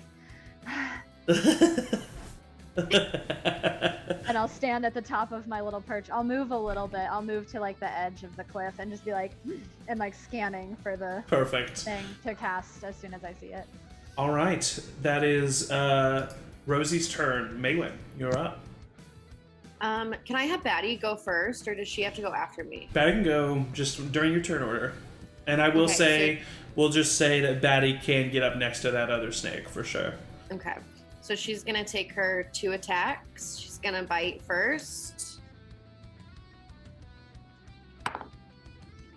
Not great. That's an 11. Just misses. Go ahead and roll for the second attack. 19. That hits. Roll for damage from Batty. Gosh. Oh, I wasn't even rolling her dice. So, 5 points of slashing damage. Morton, as you're sitting there fighting this snake creature, it, like, goes to lunge at you again and, like, stops, and its eyes go wide, and it gets, like, flung, and, like Loki and Hulk, like, hits the ground on either side. His Batty just flings it in its mouth, and the creature is dead. I just go, And then Maewyn, your turn. I'm gonna just hold an attack with my longbow for when I can see Mama Snake. Okay. Speaking of, Mama Snake moves her 20 feet of movement underground and pops up in between where her two babies have just died. And I'm gonna need Flint, Rosie, and Maewyn to all release their attacks as soon as she pops up in between the two dead bodies. Dirty 20. Hits. I didn't specify, but can I do it at second level? Of course, yeah. Cool. Ooh, 14. Okay. 14 so, misses. 17. 17 hits. I did 9 force damage, 2 bludgeoning damage, and 3 necrotic damage. So 14 total. 14 total, perfect. 21. 21 Radiant points damage. of radiant damage. Woo! This creature has definitely taken some hits at this point, and is looking, one would say, bloodied. And is now glowing from this divine smoky energy that Rosie just hit with it. Some of its wounds are also bleeding this like shadowy substance from Flint's hex, and the creature roars in anger and is going to attack. I mean, it just came up right in the middle there, so it's going to attack Brick.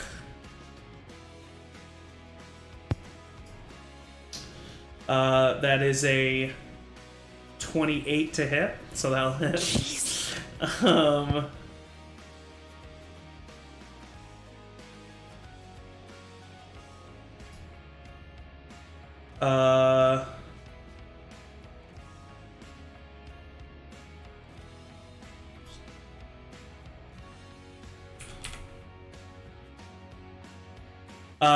Brick is immediately bit by this creature, and it slams into his mouth. Brick immediately falls unconscious, and this creature starts to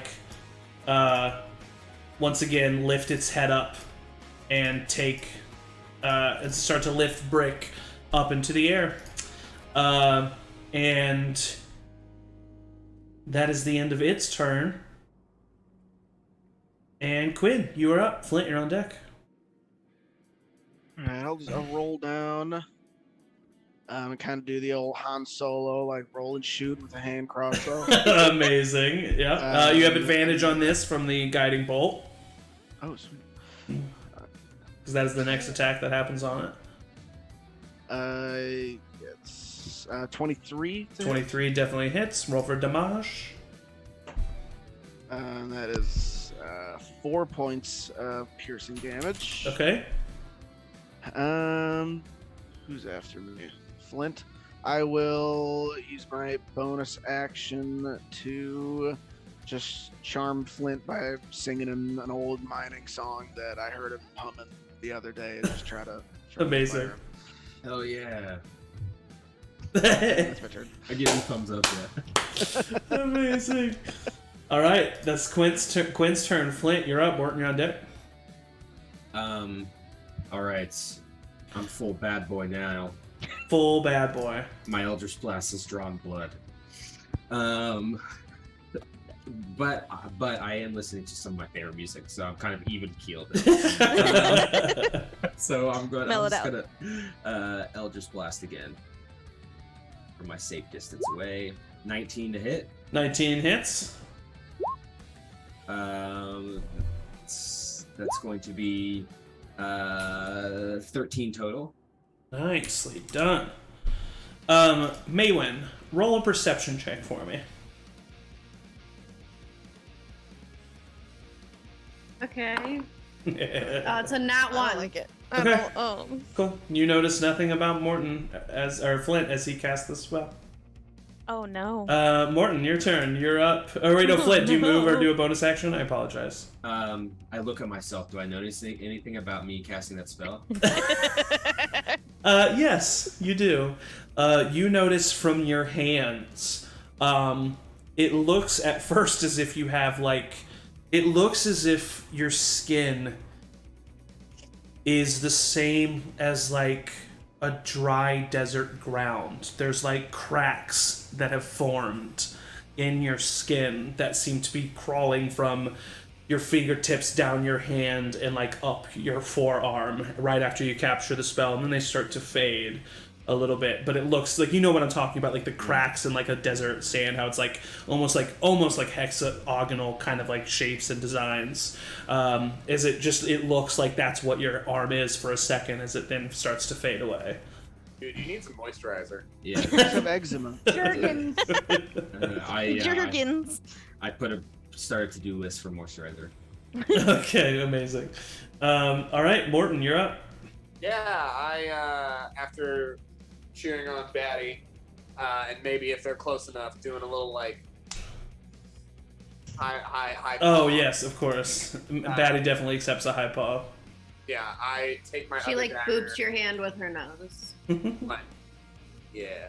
I take my dagger and I fling it at Mama Worm. Do I get the attack on that? Does it know where I am? Did you roll? Yeah, you did roll a high check. No, yeah, and you got a 7, but she's pretty focused. Oh wait, no, I mean you have an ally within melee range of it, so you get sneak attack. You don't get advantage, but you get sneak attack. Great. And then I get a +4 to that because I was blessed. Yeah. Correct. Okay. So boom. Oh, that's 100%. It's not gonna hit. Yeah, because that's oh man, hard math. 5. 5. Yeah, 5 definitely does not hit, unfortunately. Yeah. Your dagger just like kind of like falls to the ground next to the creature. How long is the reach of this creature? You don't know. Fuck. Well then I'm gonna move over yonder to get behind it. Because again, I know my work. Okay. Hide behind that crystal. Yeah, go ahead and roll a bonus action hide. Come on. Oh, it's a 10. 10. Yeah, it would, because its passive perception is 10, so it knows where you are. But, you know, you are on the other side of it, so from this direction you would get advantage on the attack. But you're just not hidden. Alright, that's the end of Morton's turn. The babies are dead. Chad, you're up. You're on deck. Okay. Babies are dead. The babies are dead. Even though it's eating Brick, if I like still went to the other side, would I get like flanking anywhere? If I could kind of like. No. He's dead. Okay. He's Well, not then threatening I'm the just gonna creature in any way, shape, or form. Just. If you got in carelessly- front of the creature, you would have advantage because of where Morton is. Oh, okay. Then I'll do that. Okay. Hello, giant Chad is here. Yes. So I'll get in front of the creature and still try to also like be in front of those. Sorry, I'm just that moving. are... I'm just moving that guy. Yep. Sorry, go ahead. Still also trying to protect the ones Easily, that are yeah. there as well. We'll definitely say that you're in between them. Okay. And then advantage.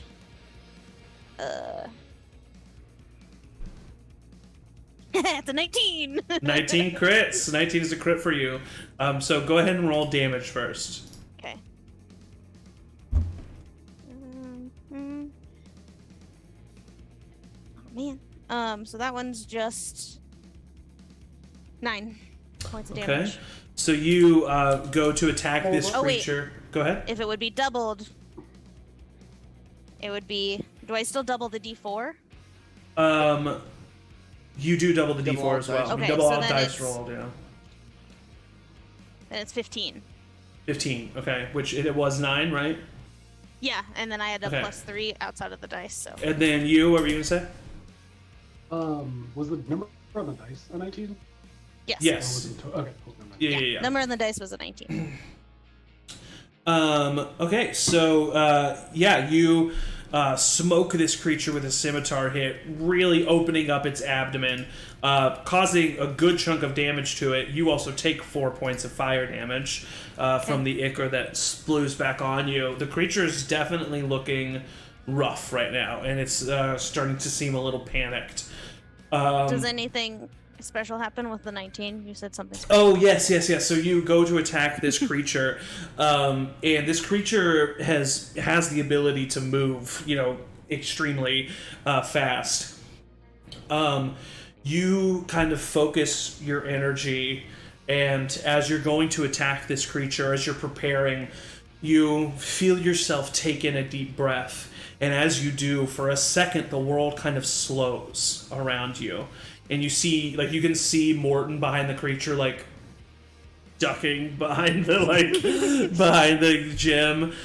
You see the people who you're protecting, like, like, looking very scared.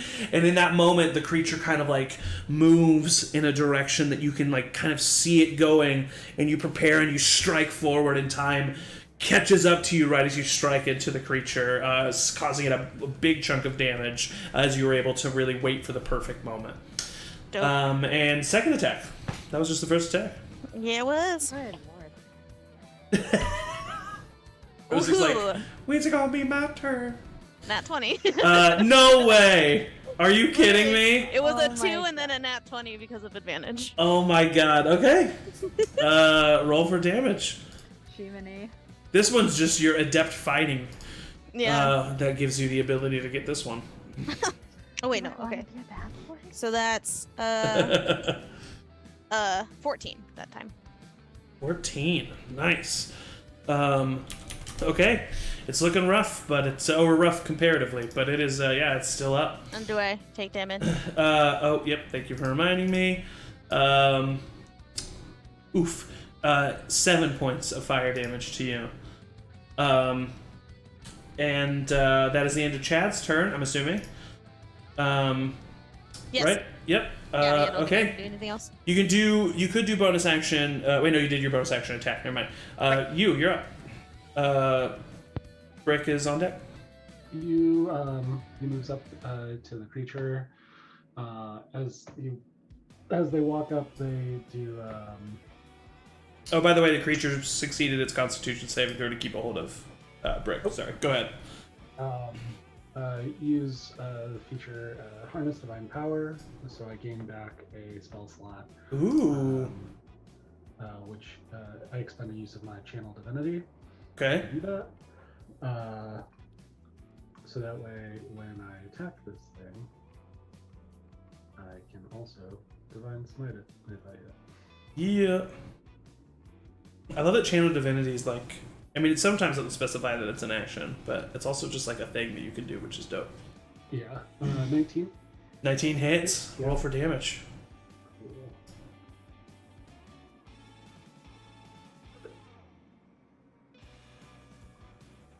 It's fun when the internet slows down that the dice rolls also really slow down. Yeah.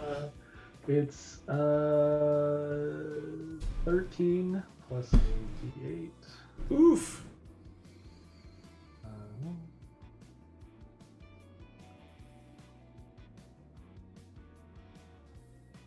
The Divine Strike is coming.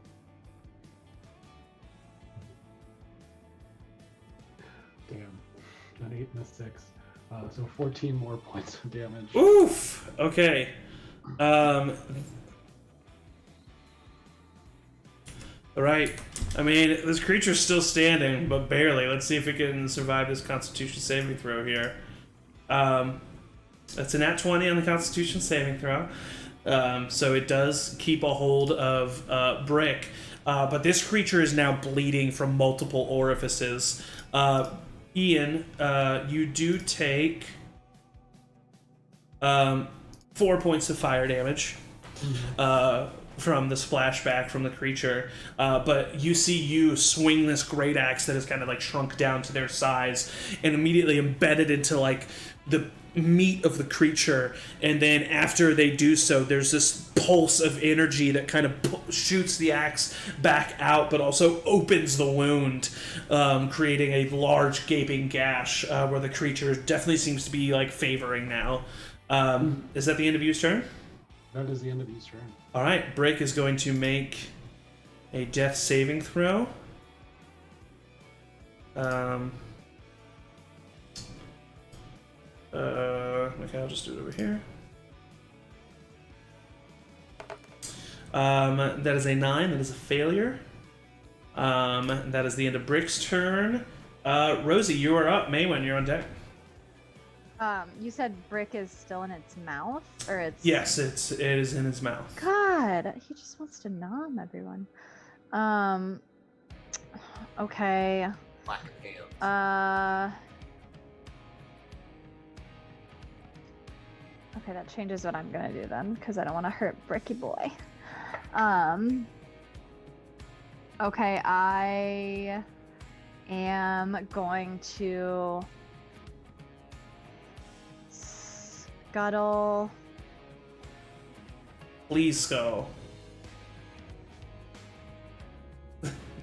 You said this guy is looking hurt? Yeah, it's looking hurt. Okay, I'm gonna do a thing. Okay. I'm gonna go my 25 feet of movement right up to it. Uh-huh. And look at it in the eye. Well, look at its eyes. I'm not looking at it in the eye. Yeah. And I'm gonna just smack it in the face and say, "Drop it!" and cast Inflict Wounds. Okay. Roll an attack.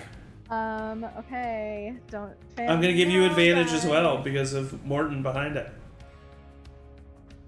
Oh, beautiful. Okay. Okay. If Morton okay. would have failed his stealth check, neither of you would be getting advantage.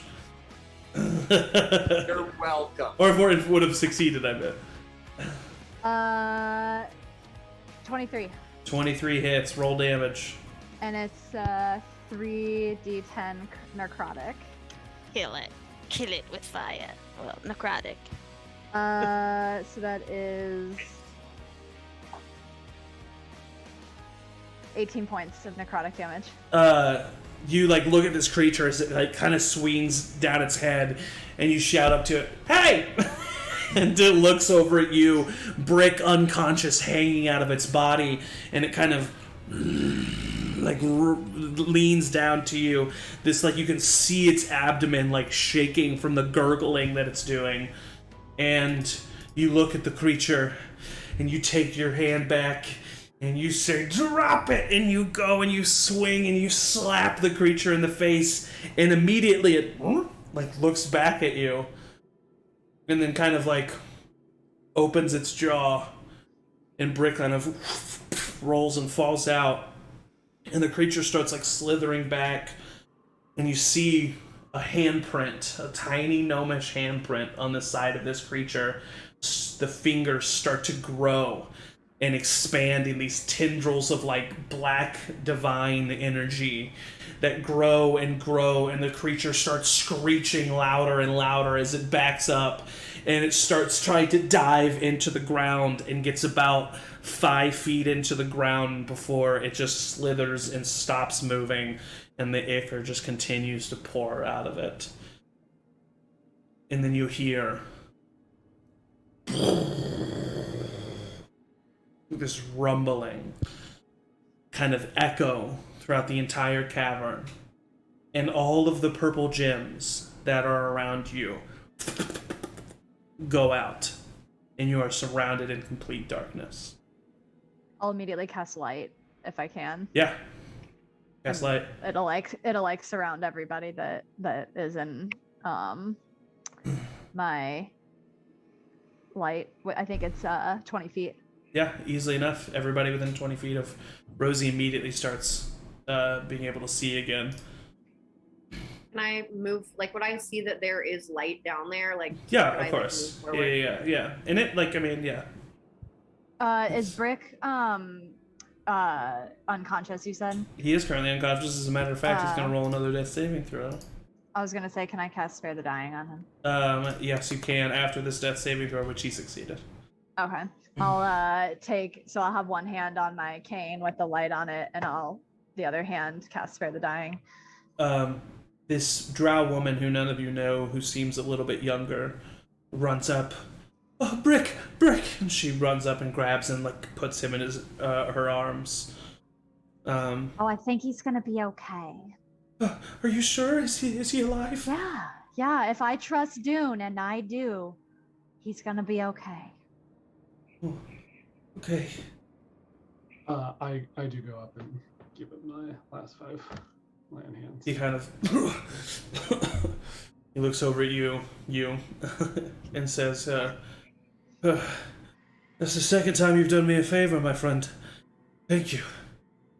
Kind of breathes heavily and hugs his. I mean, he doesn't know that you cast I know. Spare the Die. And I'm he just getting a little jealous of my own child.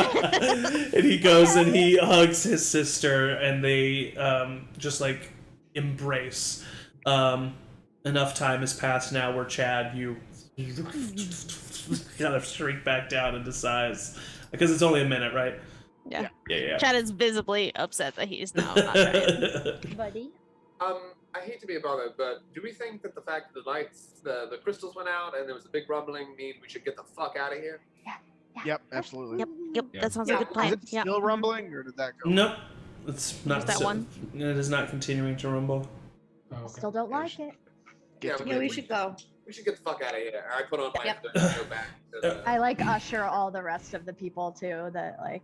Yeah, Brick starts to like kind of stand up.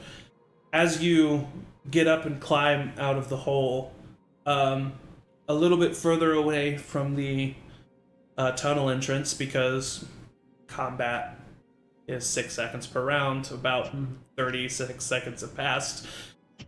You see the guards in the tunnel, but you see them kind of looking at one another, and the one that had this like chitinous armor is literally like peeling it away to reveal slimy purple skin underneath, and the other is holding these wings that it used to have, and you see these like slime goo covered drow who look very confused and a bit concerned, and like both start to like immediately go towards where the sacrifice was, but then see all of you, and one speaks up. What happened in there? We killed it? Kill the thing. I was Queen's gonna. dead. You Yeah, killed. you were a bug for a little bit there, but it seems like you're good now. We've been changed for so long. You killed the Volxerics. Bless you? What? Yep. The Volxerics.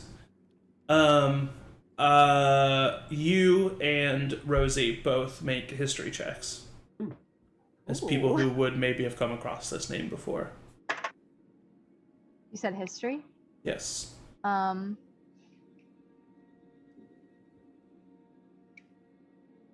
12. 12? You? Dirty 20. Dirty 20. You have not heard of the Volxerics, Rosie. But you, outshining your mother yet again, you have heard of the Volxerics as a servant of the dark goddess Loviatar. Loviatar is the goddess of pain, and would use the Volxerics as a servant of her dark deeds. And with a dirty 20, you specifically would start thinking about the fact that this is the second servant of a dark deity that your party has fought. These creatures are supposed to be long gone, and yet this is the second one you have run to within a week. The first one being Malar's Hound, who you fought at the Tournament of the Underdogs. So when they say Volxerics, that immediately comes to your mind. And they say it had such a hold on all of us. You've saved us. You've saved our whole city. Cool. Awesome. Couldn't be that. Not a big deal. Yeah, we've still got the king to contend with, though, haven't we? We should ask Triv about that. I mean, it's yeah, like we just wanted like to politics, get us you to know. a tomb. Should we kill the king next? Or what are we doing? No, I don't. hang on. I mean, maybe he was under the spell of these Yeah. Regicide's a pretty big step if this is what we're seeing. I think we should go. We should go talk to Thriv. Yeah. As you continue down the tunnel and reach the edge of the tunnel, there is a large mass of individuals that are heading their way towards you. Oh boy, brace yourselves. And Furiously start playing jazz. as they get closer, all of you see, well, first you see Triv with the other 6 drow from the Resistance, and you see them surrounded by, to be quite frankly, slimy drow who seem to have been recently molted of their insect-like appendages that they have garnered over the past few years. And behind Triv, tied hands in front of him with a rope that Triv is carrying, is another drow man. Seems to be older, with a long braid going down his back, completely covered in slime, with a crown that looks like it's made out of stalactite, that has been forced down past his head and is now like around his neck, so he's kind of having to walk like this or else not get pierced by the crown as he continues to walk forward. And Triv is the first to approach all of you, and he says, What did you do in there? Kill the insect, snake, spider, worm thing? The And its babies. the Volver. The Volxerix? Volxerix. Yep. Yeah. That's the one. Who you can only assume to be King Poltrix, speaks up. You have doomed us all! Oh. You have signed us all a death warrant! And Triv immediately turns and sucker punches the king right in the face. And Poltrix falls to his knees. Been there before. Like it hurt. I'm so sorry, man. I'm so sorry. We were playing a part. That really looked painful. Wow. I thought it was kind of fun. Thanks for not punching me, guys. And We Triv, would would never. never. Oh. and But Triv you looks would punch back. me? Do it again right now.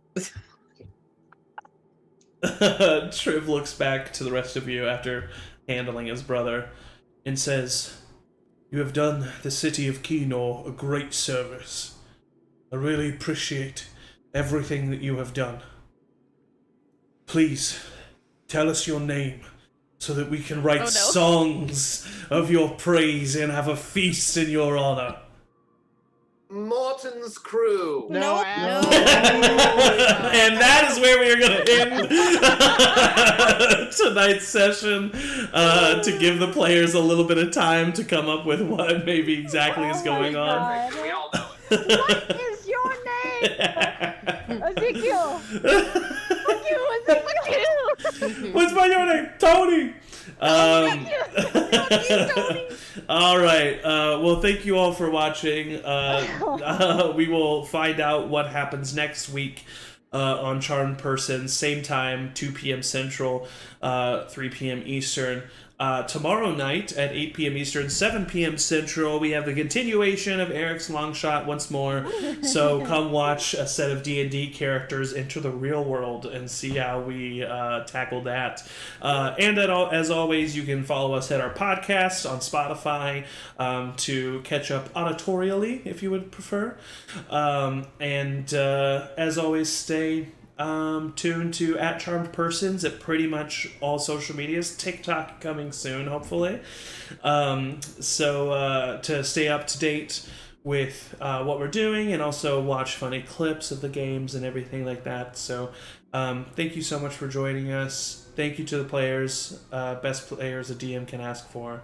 And as always, everybody say bye! Bye.